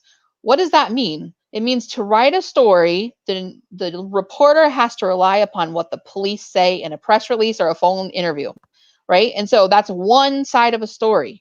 If we have greater access, reporters can write the truth, which isn't always what the police are saying in their press conference. And they'll be able to publish some version of the force report with regard to police misconduct. And I think it's going to shock us, and we'll be talking about it for a long time. Yeah. CJ, can I just ask you one more question that I've heard our friend Jen Slutty from OPD say too, is like, can prosecutors and public defenders or other attorneys access these internal affairs files? And like, what's the implication for lawyers trying to represent clients or represent police? What's the deal? Question. Yeah, so it's extremely difficult. Prosecutors can have some access, but they don't always know. You don't know what to seek unless you know it, sort of situation. But the policy does allow a county prosecutor to order some disclosures or to obtain some files. In terms of criminal defendants, they are deeply impacted by this, because if an officer has complaints against him alleging falsifying reports or mishandling evidence, that obviously impacts a criminal defendant and his or her ability to have a fair trial. Criminal defense attorneys have an extremely hard time getting those records. You almost have to know about them in advance to specifically be able to request them, and to then convince a judge that somehow it's necessary that you get them. And so most of the time they're not able to, because you don't know what you don't know. And so this law, in addition to this general notion that reporters and the public need access to it, it will also help the criminally accused better prove their cases, and to, show where a police officer who's a witness, here's what their complaints against them are, and are you going to take that into consideration when you're prosecuting them? Maybe prosecutors won't bring cases with that, proverbial bad apples were involved in. Thank you. As you have you had any police officers that have come to you and been helpful, and because oftentimes they're involved in things. Maybe whistleblowers. Yeah, and because they're traumatized by some of the things that they're seeing, and so have you had that happen?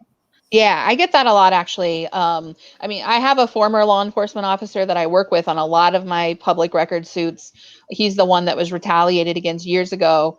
And so he and I have litigated, I want to say 60 or 70 police record suits together. But I also get just, random, goodcop10101@gmail.com emailing me saying, there's an issue in my department, and how I need help, or I really support making these records public because there's so much corruption in my department, but I can't speak out. And, that's, unfortunately, there is that blue wall where there's a lot of retaliation if anyone speaks out against this very internalized secret process. And so this, I think, will help loosen that. They argue that they need more secrecy to somehow protect those people, but less secrecy is going to be what opens it up. And that's really interesting, because I know there's a case that's unfolding with the COs over at the women's facility at Edna Man. And a lot of I believe persons were released just because of corruption and how they were treating the women inmates there. But oversight. When this comes, full circle, or when it actually unfolds the way it's supposed to, it'll probably be helpful to everybody involved. We shared the web page and the from Speak Up And so folks can look at that. Any organizations that want to take a look at that, or any individuals that want to take a look at that, letters doesn't just have to come from organizations. It can come from individuals. We vote individually, right? Yeah. Individuals can write their assembly persons, can write their state senators, can write their mayors, and there's more to the vote than just pulling that lever, So that y'all can definitely be heard. Sarah alluded to a statewide meeting that we have been trying to pull together in recent weeks in preparation for mobilizing support of organizations and natural stakeholders on this. That takes place regularly. If any organizations are involved in that, y'all know how to reach me through this medium and through these other mediums. Please do that. I want everybody to know that NCAP has a letter that has gone to the governor, that has gone to Coughlin and to the leadership of the Senate and the Assembly, right, in support of 2656. And we need more folks to do that. So I'm saying that as we wrap up this segment. Right, Jonathan or Donna, which one of y'all gonna ask our guest the question of the hour?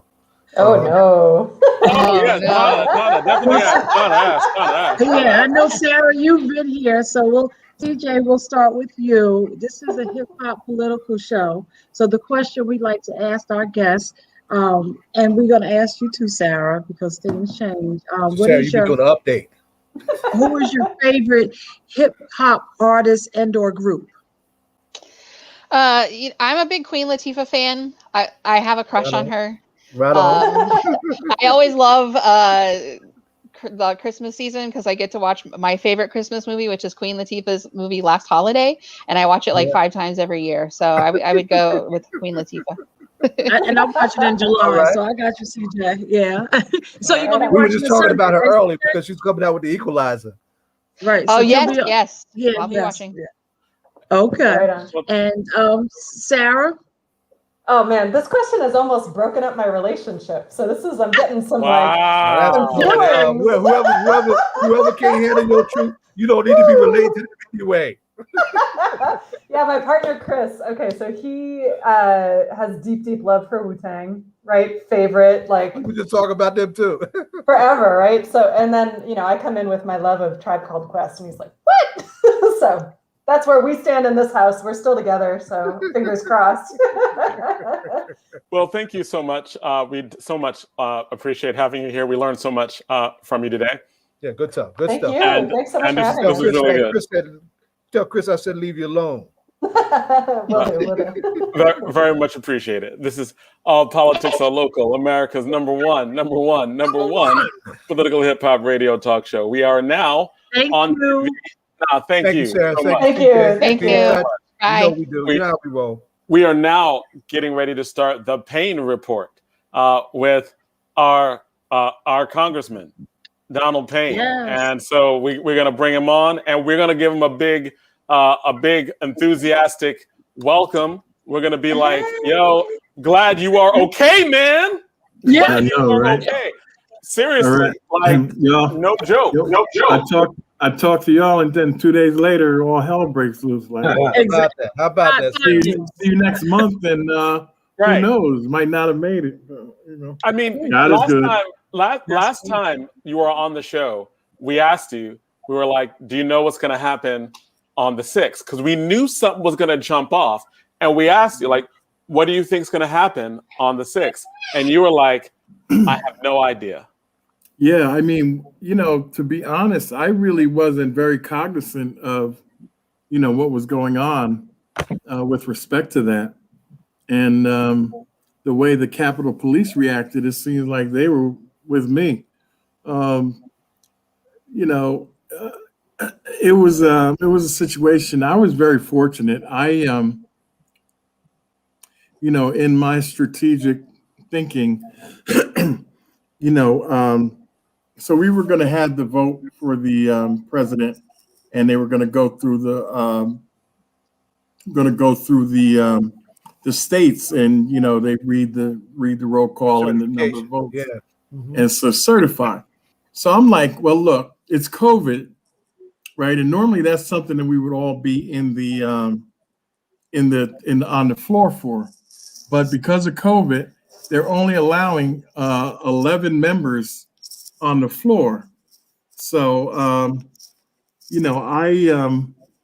I decided, I said, well, shoot, why do I have to rush there if they're not going to let anybody on the floor? Because what was going to happen, they were going to go Arkansas, Alabama, and then go Arizona, and the Republicans were going to object. And so that just meant the senators who just gotten over there 15 minutes prior to that, 20 minutes prior to that, now had to walk all the way back over and have 2 hours of debate. So I'm thinking, well, look, it's 11:45 now. We're going to go into this thing at 1. It'll break up by 1:30. So I really don't need to be there till 3:30. So, I'm watching on TV, and so I called my staff and let them know, like, look, there's no reason to rush over there because I'm just going to be sitting in my office. And so I just laid back at home, and within 15 minutes watched all of this, this hoopla start, and just was like enamored by what I was seeing. And my staff called me, and they said, well, Congressman, they've evacuated us from the office. At this time, it wasn't very heavy. It was something that we're used to. They were someone in the Cannon building, where my office is. And, every once in a while we have that issue. So I didn't think too much of it. But then they allowed them to go back. And then again, they came and had them evacuate. And this time it was serious. They had basically overrun the Cannon building, which, is different than the Capitol. And when I saw what had started at the Capitol, I could not believe my eyes. It was just unfathomable that the police, the Capitol Police, would be that unprepared and that overwhelmed. And I just could not believe for the life of me what I was watching. And so, I'm in contact with my staff and making sure, they're all right. And then people started texting me and contacting me to see if I was okay. And, I was very fortunate that I really didn't get hung up in that calamity that day. Praise be to God. Something he said, no, you need to stay home. You can't run that fast. You don't move that quick anymore. So, I just was very fortunate to not have to be subjected to that criminality. Well, everybody was texting you. We were so worried, and we sent you our love. I put a call out right away. Mm-hmm. I know. We wanted to make sure everything was everything. But even since then, earlier at the top of the show, we were talking about what was going on with your Republican colleagues and this vote that they had with Cheney and with the other young woman, Green, and just how days are just really challenging right now for you. So you go from one dynamic to another dynamic. So the Republican Party is backwards, and there's another term we use on the front of that, but I won't subject your radio listeners to that. But you know what comes before. They're just backwards. Yes, and because they admonish a woman who stood up and voted her conscience and for the Constitution, for this country, everything they're supposed to stand for, but don't do anything to a racist, bigoted, conspiracy theorist that is on the floor. They're just backwards. And, they're going to have to really atone for this coming up. I think that they're going to be really surprised by the backlash that they receive from this nation in the next election. I feel it coming, it's a long way off, and they might be able to hide, but we're going to remind everybody of what they did or didn't do on the day that their supporters attacked this nation. I so hope you're right, sir, and I'll be amongst the reminders of right along with you. Let me just ask a basic question. How is your colleague, our elder Congresswoman Bonnie Watson Coleman? She had to, incredibly, by virtue of the disregard of some of that backwardness that you were talking about in very real practical terms under this COVID pandemic, she wound up getting sick behind this. How is our elder doing now? God bless. She's come through it and is doing much better. It's unfortunate because of the new Congress. You have to be here on January 3rd in order to be sworn in, or else you're not an official member of Congress. So we had to be here, which, over the several months that we've been out with the COVID, we have started a new system of proxy voting. So members that, have, compromised immune systems didn't really have to be, exposed to many people. So, like me, I'm there not as much because of that. And Ms. Watson is not there because that she's a cancer survivor. So, it was like she had to be there on the 3rd. So then here comes the 6th, and she gets hung up in all of this craziness and ends up getting sick, where she had kept herself safe up until that point. She had to show up here in the Congress. So, I was fit to be tied. I was beside myself that this happened to her, and that she had to be exposed to these nonsensical, insensitive members of Congress. I mean, can you imagine a health issue they've made political? I mean, it's a health issue. It's a pandemic. And just because we're approaching someone that was a Democrat said that they should have, just because somebody that's a Democrat said, you probably need to wear a mask to keep this disease down. Oh no. Who said it? Oh no. He's on the other side. This is political. Give me a break. And to that point, and going back to Green, the young congressional member who was down the hall from her, and she asked the young lady, asked Green, can you wear a mask? And it resulted in an all blowout in the hallway, and to the point that one of their offices had to be moved. And so there's an example. Yeah, Cori Bush had several altercations with her, and she decided that rather than be subjected to all of that, she requested a move of her office, which has to come from the speaker. So she allowed it. But I mean, can you imagine that here you are, a full-fledged member in the United States House of Representatives, and this is what you get in your first month here. I mean, it's just unconscionable. Peace, my brother. What's happening? So listen, man, I got a question for you, man. So is this chick, is she allowed to carry her gun? They've been trying it, and Miss Pelosi is cracking down on it.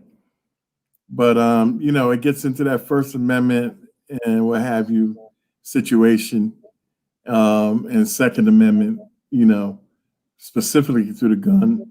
But it is a situation where there have been situations in council meetings where a member of council has shot another one. The most prevalent one was in San Francisco when Harvey Milk was killed, and because he was gay. And as a matter of fact, Senator Dianne Feinstein was in that chamber that day. She was a councilwoman at the time, and she's ascended to senator. But that's the one that I remember the clearest. But yeah, no, nobody needs a gun. All those Capitol Police are outside of the chamber to keep those things from happening. But so she and another woman from Colorado, I haven't learned her name yet, but she was just, got into altercation, like arguments with the Capitol Police, and they were just trying to follow the instructions of the speaker. So Ms. Pelosi's enforced a $5,000 penalty for the first time, and it goes up from there. The next time it's 10,000. Next time it's 15,000. So I don't know how long she can handle that. So we'll see what happens. Yeah, but what's interesting is that everybody's got to be subjected to not only her racism and not only her insane behavior, but also you got to be subjected to her now saying that she was brainwashed. So if she's allowed to carry a gun and decides that she wants to shoot some of those progressive members, she can easily claim that, oh, I was brainwashed, and so therefore, I shot AOC or I shot one of the other members of Congress, who I was beefing with, because that's what she was saying the other day on Fox 5. She was on Fox News. She was claiming that now all of a sudden she's somehow been brainwashed to believe all of that QAnon stuff, and so now she no longer has those thoughts. Now that she's lost, her power on the seats that she's lying, put in charge of. Right, that's what I'm saying. I mean, who the hell believes that? She's lying. If anybody that wants to see what she's capable of, Google. What's her name? Green. What's her first name? I've forgotten already. Thank God. Praise the Lord. Is it Marjorie? Yeah, Marjorie. Marjorie, middle name Green, and put her name in Marjorie Green and the squad. Yes, that picture. And watch what comes up. It's a picture holding an AR-15 with the 3 members of Congress, all females of color, and it says the squad's worst nightmare. And she's holding an AR-15, and all of their pictures are there. Marjorie Taylor Greene. Marjorie Taylor Greene, yes. Thank you. I was trying to already put her out of my mind. But yeah, and there's some other efforts. There have been a number of pieces of legislation that have come out to censure her or to try to quell her actions, and it's a concerted effort from every corner of the Congress. What about this question, sir? Let me ask this question: is that there's the question that that somewhere in the ranks of the Marjorie Greenes of the Congress that there were folks who were complicit in aiding the attackers, that there were some things done by folks who were in office, right, showing folks how to get in, how to get out, how to get around this procedure, how to get around that procedure, that were complicit, right? Yes. I know you want to comment on the importance of an investigation addressing that, and how far that investigation ought to go. Oh, they need to bring out the full extent of the law, and the FBI and everybody involved should be involved in having this thing and these people outed, because we can't have enemies within our ranks. I mean, we're basically sitting across from them most of the time, but to the extent that we can out them, we really need to go after them full force. And yes, there were people that were giving tours. Yeah. They're not sure if they were being complicit or were just using the member yet, but I think those things will come out in the wash. But that's why they call him for a 9/11 style investigation, you know, so that they could try and uncover, you know, some of those. So there's that photo right there of her carrying that AR-15, and there's the squad right there.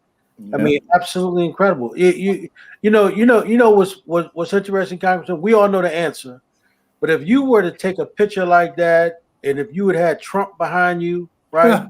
And say, you know, McConnell and the other dude from South Carolina. Let me tell you something, man. You would have been impeached and thrown out of the Congress. You best believe it. And never would you be able to run for political office again, and you would lose your pension. Yeah, put in jail. Yeah, I mean, he'd be fighting for his freedom, you know, because at that point they would say he was making a terrorist threat. And absolutely. That picture somehow this is not Congressman, you know that you can't even make a terrorist threat on a telephone without getting arrested.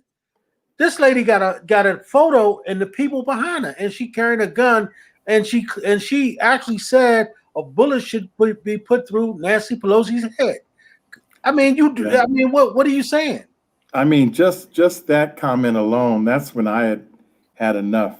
And you want to come work with this lady? You're inciting violence, right? How's Nancy Pelosi supposed to feel every time she sees you? I mean, you know, and you're in a hallway. She wound up being a real target. And so I tell you, it is just beneath a member of Congress. It's beneath a human being to act in this way. You know, this is National Gun Survivors Week.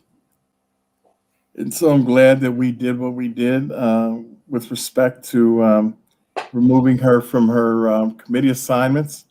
And we're going to continue to work on how we can censure her or even have her removed.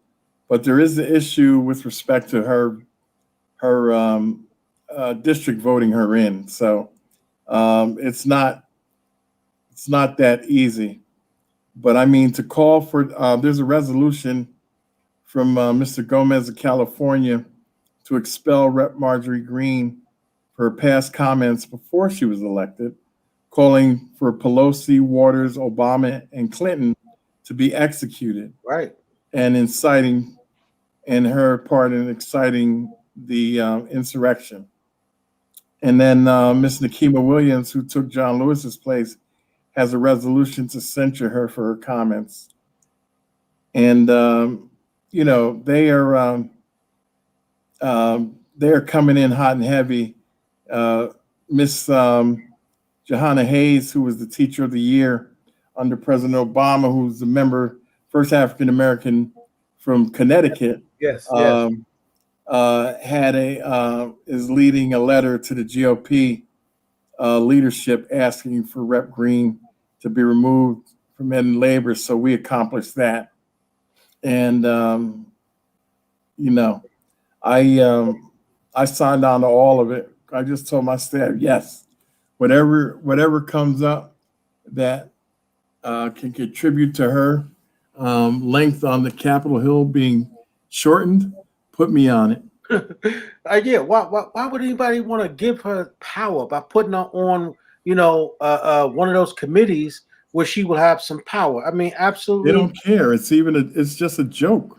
It is. It's a joke. They think this is, you know, they think this is fun and games, and the people, you know, condone it. They vote for her. So, you know, so she's emboldened. You know. So, Congressman, you see, Principal Felix, he asking you a question if you feel safe, my brother. I do. I was fortunate, very fortunate not to be there that day.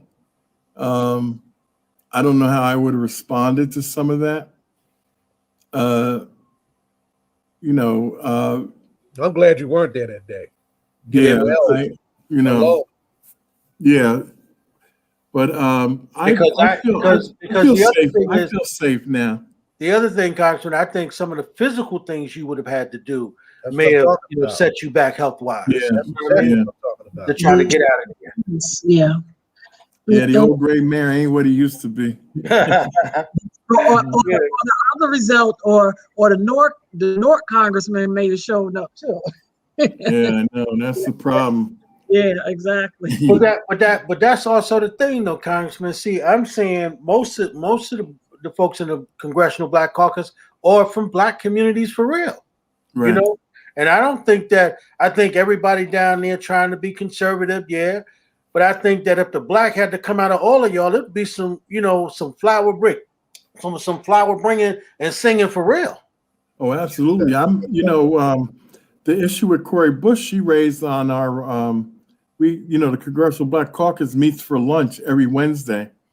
And, now we're doing it, by Zoom and WebEx and all of that, but we still meet.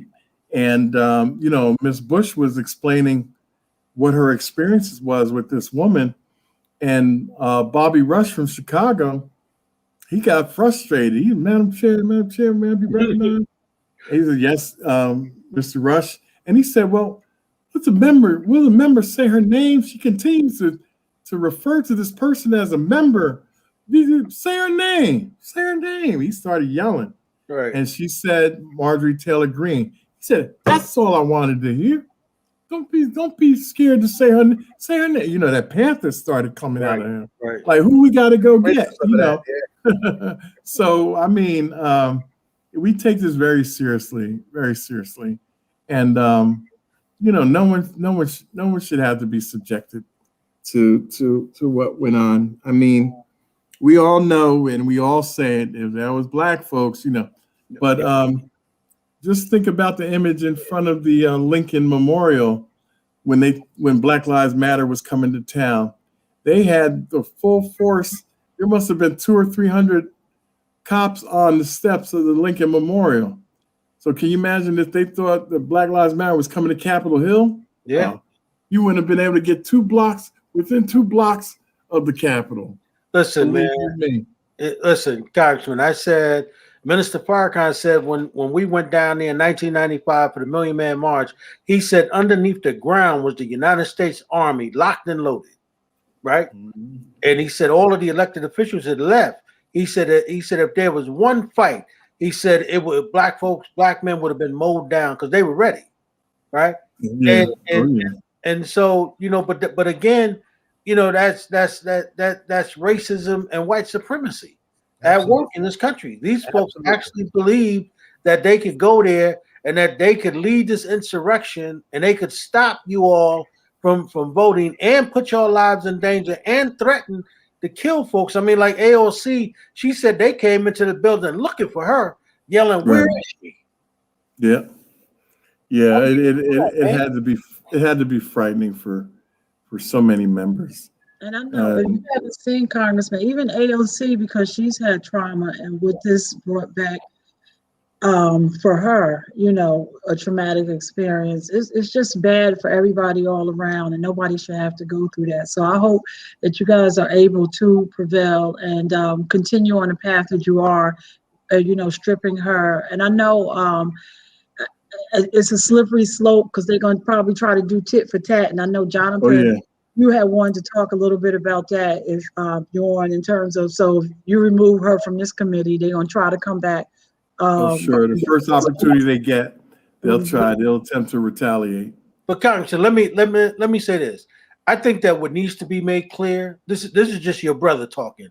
I think what needs to be made clear to all them white folks, that y'all not only got family back home, y'all got friends too. Right? And y'all got some friends that don't give a damn either. Right. I think they need to be clear about that. Y'all down there doing your job, but y'all don't need to be down there feeling like y'all threatened. Y'all can't come out y'all apartments. Y'all can't go to dinner. Y'all can't move around because some crazy QAnon person may walk up and shoot you or may kill you because somebody put some bullshit in their head. Come on, man. Y'all got families too. It was fortunate that they've changed some of the rules and they are allowing members to get private security or let the Capitol Police know, and they're stationed more at the airports. Coming into Washington, and if you let them know when you're leaving your home, they make sure that they're in contact with the local officials. They had the day of the I forget when it was, but they posted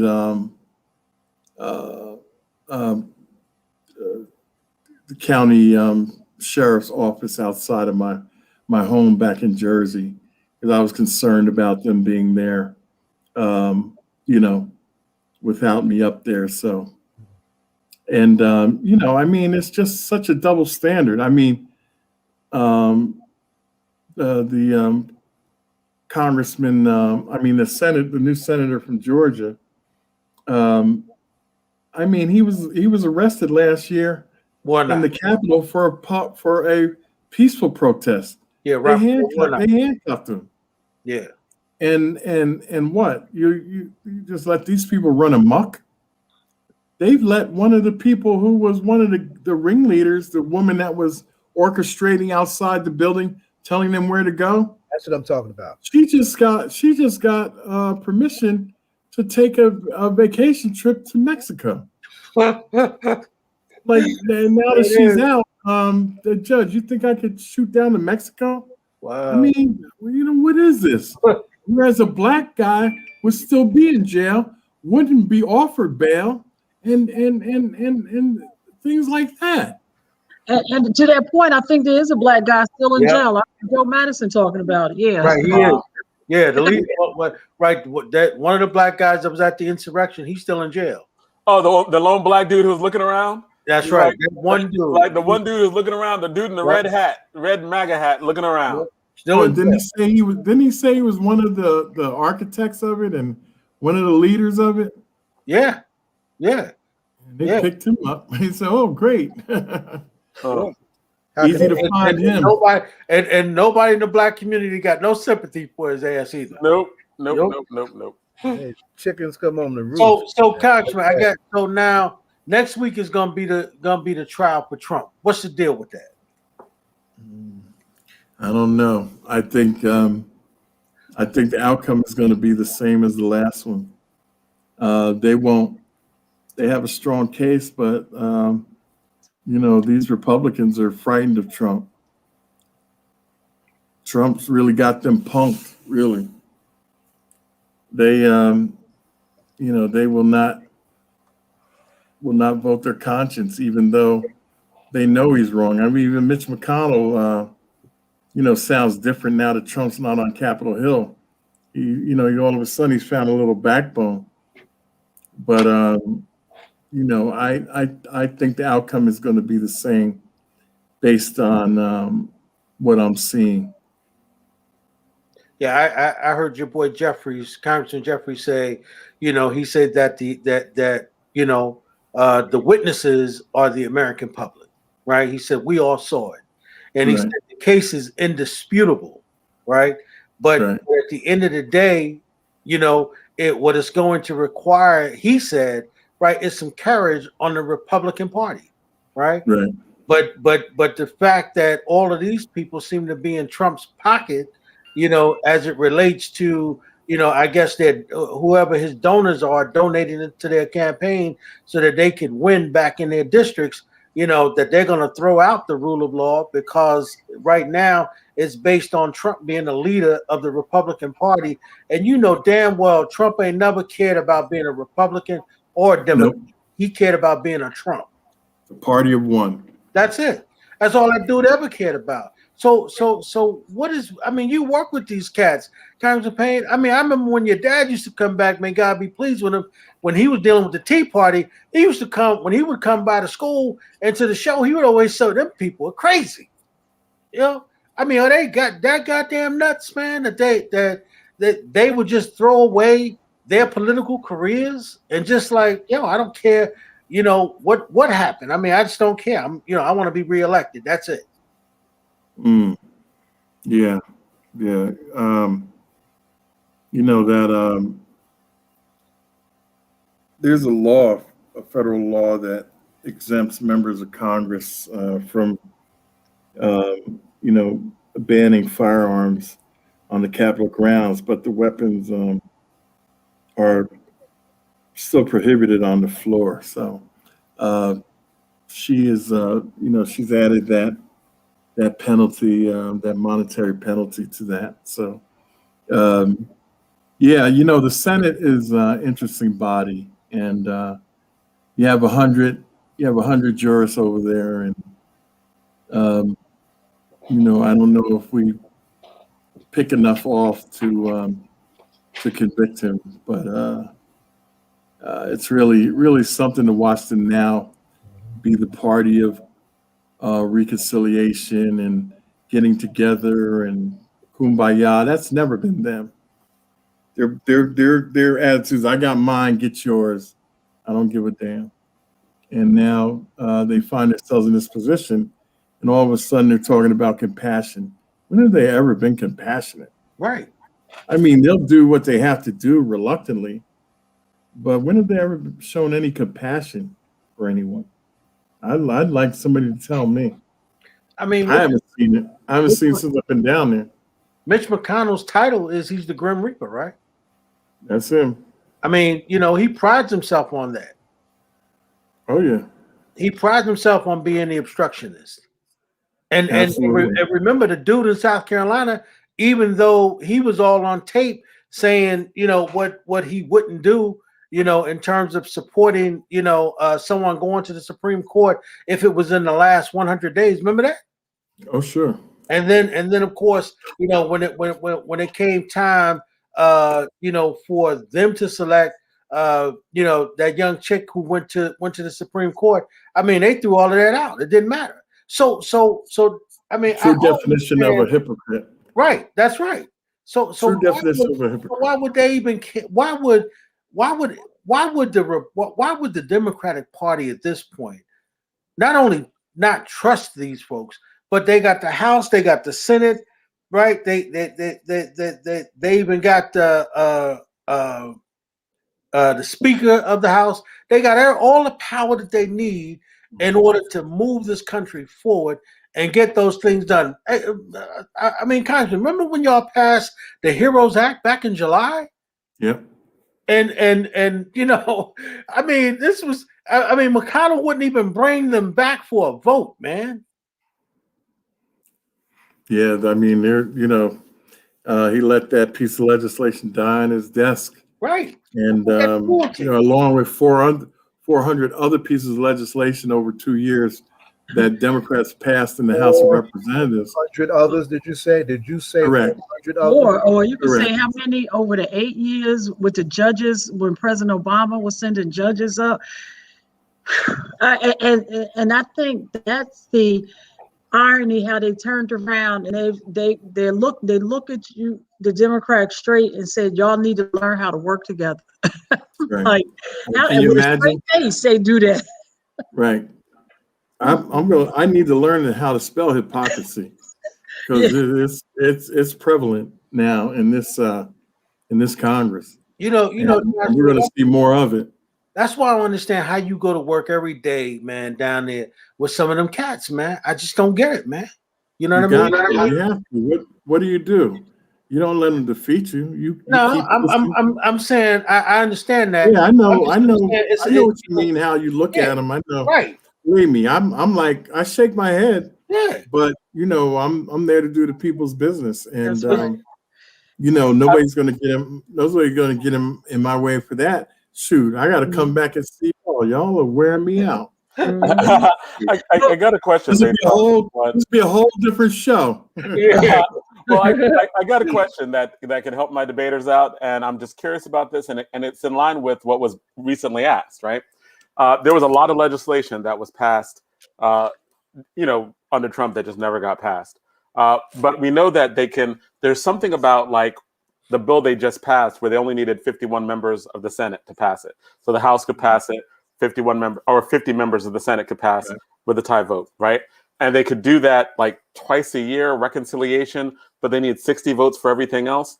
Can you explain to us like what can happen through, like, we know that they did this one thing with the COVID relief bill. So, What else John, can pass that way, and what is this process? Because Donna was talking about civics, and we don't know civics. This is like one of those civics lessons that I've been actually trying to figure out to teach. Right. yeah, and going back, and so you answering the budget question that they were able to pass through the budget, the COVID package, but can they continue? That's what you're asking, Jonathan? I just want to be Well, how much legislation can they pass through only 51 votes? What is that process, and what legislation do you think could actually pass through that, or what else do they need to vote for? It's really something that the Republicans instituted in order, not for the Democrats not to be able to pass anything. If they potentially got to 51 votes at the time, or 50 votes, or the majority, that they came up with this thing. You need a supermajority, right? And so that's where they added the additional 10 members, and it made it almost impossible to pass anything, because everything is really split down the middle. There's 50 on their side and 50 on our side, and damn well the twain, well, they meet in the middle. So that's why it was so important for to win Georgia. We will have our way with a great deal of legislation with that tie-breaking vote of the vice president, and we're going to be able to move a lot of things that we could not get done in the 116th Congress. So okay. All those, you really start from scratch once again with all these bills have to be reintroduced. Will we actually need a question on here? So a question on here from somebody. that was Shay. The answer to that question is no. He's already asked me 2 or 3 times in the last week or two. I told my staff that anybody that supported Donald Trump in any way, shape, or form does not deserve my responding to anything he does. So no. And I think the question you're talking about, Congressman, was, will Biden send out the $2,000 since Georgia has won? That question. That was the first question, but I would just answer the second one she asked. It's not a matter of him sending it out. It's a matter of us passing it. And so we're ready to do that. The Republicans are fighting it, but it should be happening soon. And so how do you so it's going to be 1,400 on top of the 600 to equal 2,000. Right. So it's just a balance. Right. It's to bring it up to 2,000 per person. So how are you feeling? I know you guys have a lot of work. It seems like Schumer is like on TV every night with different things going on in your caucus. How is it, how is the road going forward? Do you see what's the minority leader? What's his name again? What, in the House? Yes. McCarthy. Him having to make this trip down to Florida for whatever reason, the backdoor things that he's already doing that we talked about earlier. Do you feel as though you should use that term? Do you feel that you got? I mean, I know it's your caucus's way to try to work across the aisle, but do you think you're just going to have to just move some things forward just to get things done? Sure. We've already done it. They didn't want to do this vote on Marjorie Taylor Greene. Mm-hmm. We moved forward. There's several things that we've done already where we've gone without them. We offer it, but the American people are looking for us to produce, and we need to produce in order for them to have any faith, in us. There are 70 million people that voted against the Democrats. So, we need to do everything we can to show them that we are, working in everyone's best interest. And so we've got a lot of work to do, because it's going to be very difficult for them to believe that until they see some results. So we are really have to be results driven in the 117th Congress. And we see Buttigieg got confirmed. The transportation, the work that he has planned out, have you had an opportunity to sit in and see what plans, or is it too soon? No, he just got confirmed. So he's still probably trying to fill out his staff and all of that. But I plan to see him soon, since I was able to be successful in my campaign for chairmanship of the rail subcommittee, the House of Representatives. So I was successful in that. So I'm responsible. So you're the chair. Yes. The chair. We're getting our tunnel. Okay, we're getting our tunnel. I'm responsible for all rail lines, connections, trains in the nation. So that means we're getting the PATH train in the South Ward now? Well, actually, I'm kind of against the PATH train. I think they should create a new light rail. That's 70-year-old. Nice. That's 70-year-old technology. That's old. Yeah. That's what's the heavy trains. We don't want that. That's right. Like that's another class. That's really just public Port Authority just kind of saying, "Oh, here, yeah, all right, we'll give you all this." No, congratulations. It should be light rail. Yeah. And they're finally coming through on a disagreement I've had with them for about 8 years. When I used to take the Amtrak train back from Washington, I get off at Newark Airport and take the air train to rent my car at National. And so I rode the air train every week, and this thing was always breaking down. It was never, it would run slow. It would break down with you on it. I mean, it is the worst. The problem with it was when they installed it, the company that they bought it from went out of business before it was even done being built. And so the thing was obsolete by the time it came online.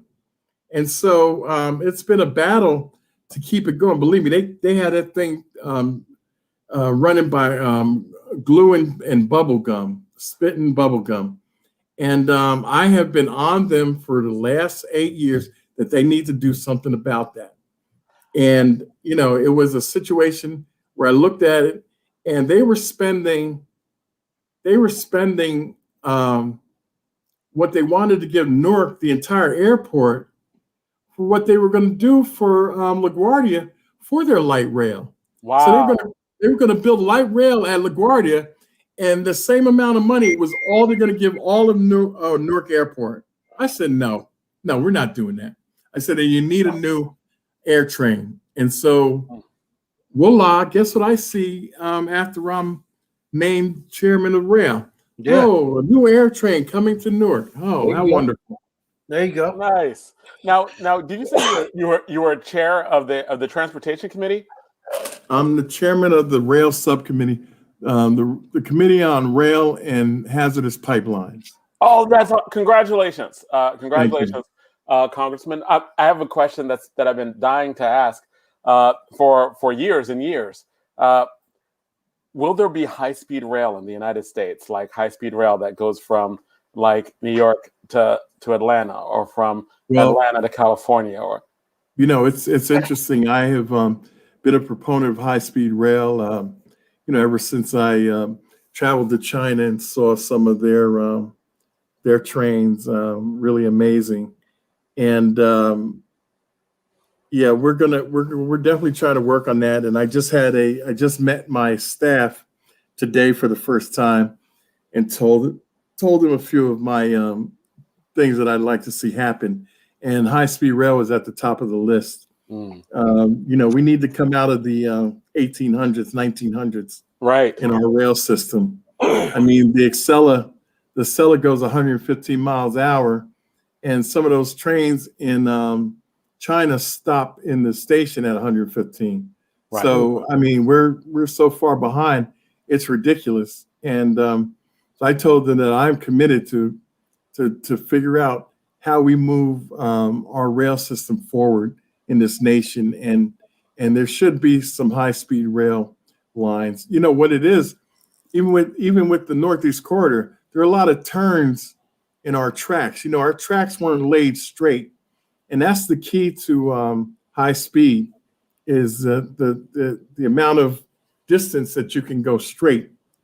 And so you know, all of these trains in China, they had nothing but land, or if there were people in the way, they just push them off the land and, you know, move it. But so obviously we can't do that.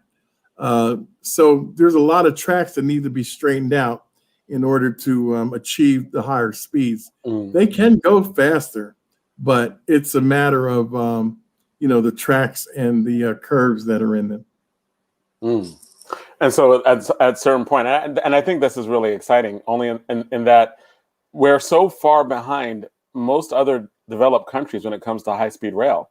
They even have elements of high-speed rail in Europe. They have it in right, like, and we don't really have any high-speed rail inside the United States, and that would transform transportation as we know it. I don't think the Acela is the fastest train in the country, and its top speed is, I'd say, 115.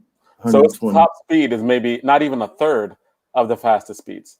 Right. It's not even close to a third, right? Like, right. Oh, that's was that Jeff Bezos was talking about the train that they were trying to build from DC to New York, and it would be like 30 minutes. Was that Bezos? I don't know. It could have been. Yeah, I remember. Oh no, that was Tesla. Tesla. Yeah. Could you imagine being able to go from New York to Washington in 30 minutes? Right. That's the high-speed rail thing. I mean, that's. Let me tell you, hey, Congressman, you sleep in your own bed like that, brother. I'm telling you. Yeah. Shoot. You get up at Congressman, get up at 6 o'clock, get down to the train station by 7, right? You in your office at 8. It's transformation. You know what I mean? Yeah. And just like Biden, you be home every night having dinner with the family, bro. Well, so I'm not sure if I'd like that. I don't know. or imagine let me think about that. Let me think about that. Or imagine 2 hours from New York to Atlanta. And I think that we're not, like, by train. And I think that we're not really even recognizing that the technology has existed for years. People it exists. Using it. It exists. It just has to be the will and the wherewithal to get it done, and the money, and the large sums of money that it will take. Amtrak doesn't make money. Right. It loses money every year. Right. The only profitable line on Amtrak's line is the Northeast Corridor, and it really carries most of the rest of the rail system. But the federal government subsidizes Amtrak, right, because it's necessary. Right. And subsidizes something that I think that, and I do think that if it was state of the art, if it was something that I think a lot more people would use rail a lot more people would use rail than planes. If I could go from New York to Atlanta in 2 hours, that'd be a weekend. Yeah. Absolutely. And really, it is a situation where Amtrak has never really been given the funding that it was supposed to receive when they took over the failing rail lines in the country and said they would do it. The United States government made a promise to them to subsidize them to a certain level and have never done it. So my thing is, you keep coming down on Amtrak, but you've never given them the money you said you would. How are you going to beat somebody over the head where now if you're given the resources and they don't do it, we have a big problem. But to tie the one hand behind their back and then expect them to have a fighting chance is just not fair. It's not right. So I bring that up a great deal. But on the other hand, I tell Amtrak that, certain areas it needs to get itself together. So that's really how I approach most situations. I get both sides and tell them about themselves where they're lacking. So we out of time. But Congressman, I got to ask you this question, man, because I heard this today that Biden has said that he doesn't think Trump should be given daily security briefings because he's dangerous to America. What do you think? I agree. He incited an insurrection against this government. He would have liked nothing but to see the president fail. I agree. Yeah, so what? So I don't understand. Is that going to take an act of Congress for him to stop getting that? I mean, no, it just takes. What'd you say, John? No, the president doesn't have to do it. It's a discretion. It's a courtesy that they give to the next president. Yeah, just like Trump didn't give it to him in the beginning. Right. Remember during the transition? So Biden can stop it. Yeah. Yeah, because they asked him that today. He said he doesn't think that he doesn't think Trump should get those daily briefings. And because he believes he's a danger to this country. And that's probably something he'll slow walk. He won't just do it, cutting it right off. Because of the tone in the country those 70 million people. See, I told you he's against it. It's something it probably, get people used to the idea of him not receiving it. I don't think it's something that he could just cut him off. So no, I don't. I'm not sure. I'll read up on it, but I do think I read that because he's the president, he controls the security. At that point, he's the commander in chief. Trump is no longer commander in chief; he's a civilian. So anything he gives to Trump is just a courtesy. Trump is nobody, right? Just like Obama, just like any other former president. They are just regular civilians, and they don't have to receive anything. And I do think it functions along the same line as. He was president-elect. Biden was president-elect, but he was just a civilian. So Trump was like, "You ain't getting nothing until I got to give you something." No. Right. And here's the other thing. I don't understand why would you give this guy a daily briefing if when he was the president, they said this guy didn't like reading any of that stuff. So why is he still? Right. Or you could just give. They're more worried about. They're more worried about him selling it than reading it. True, yep. I agree. Yeah, and let me tell you something, Congressman. I wouldn't put nothing past his son-in-law. You know what I mean? You got to think these people literally got rich by being in the White House. All them businesses. I mean, they said I was reading an article recently. They said that Kushner and his daughter made over $300 million, man. How the hell that happened? Congressman Payne, I don't know what happened. I don't know how your hour went by in 20 minutes. I don't know what happened, sir. We got to look into that. We had an action story at the beginning of it. I know how that happened. We had to talk about the insurrection at the Capitol. But it went so fast, Congressman. I know I've been enjoying every day you putting out a Black History fact.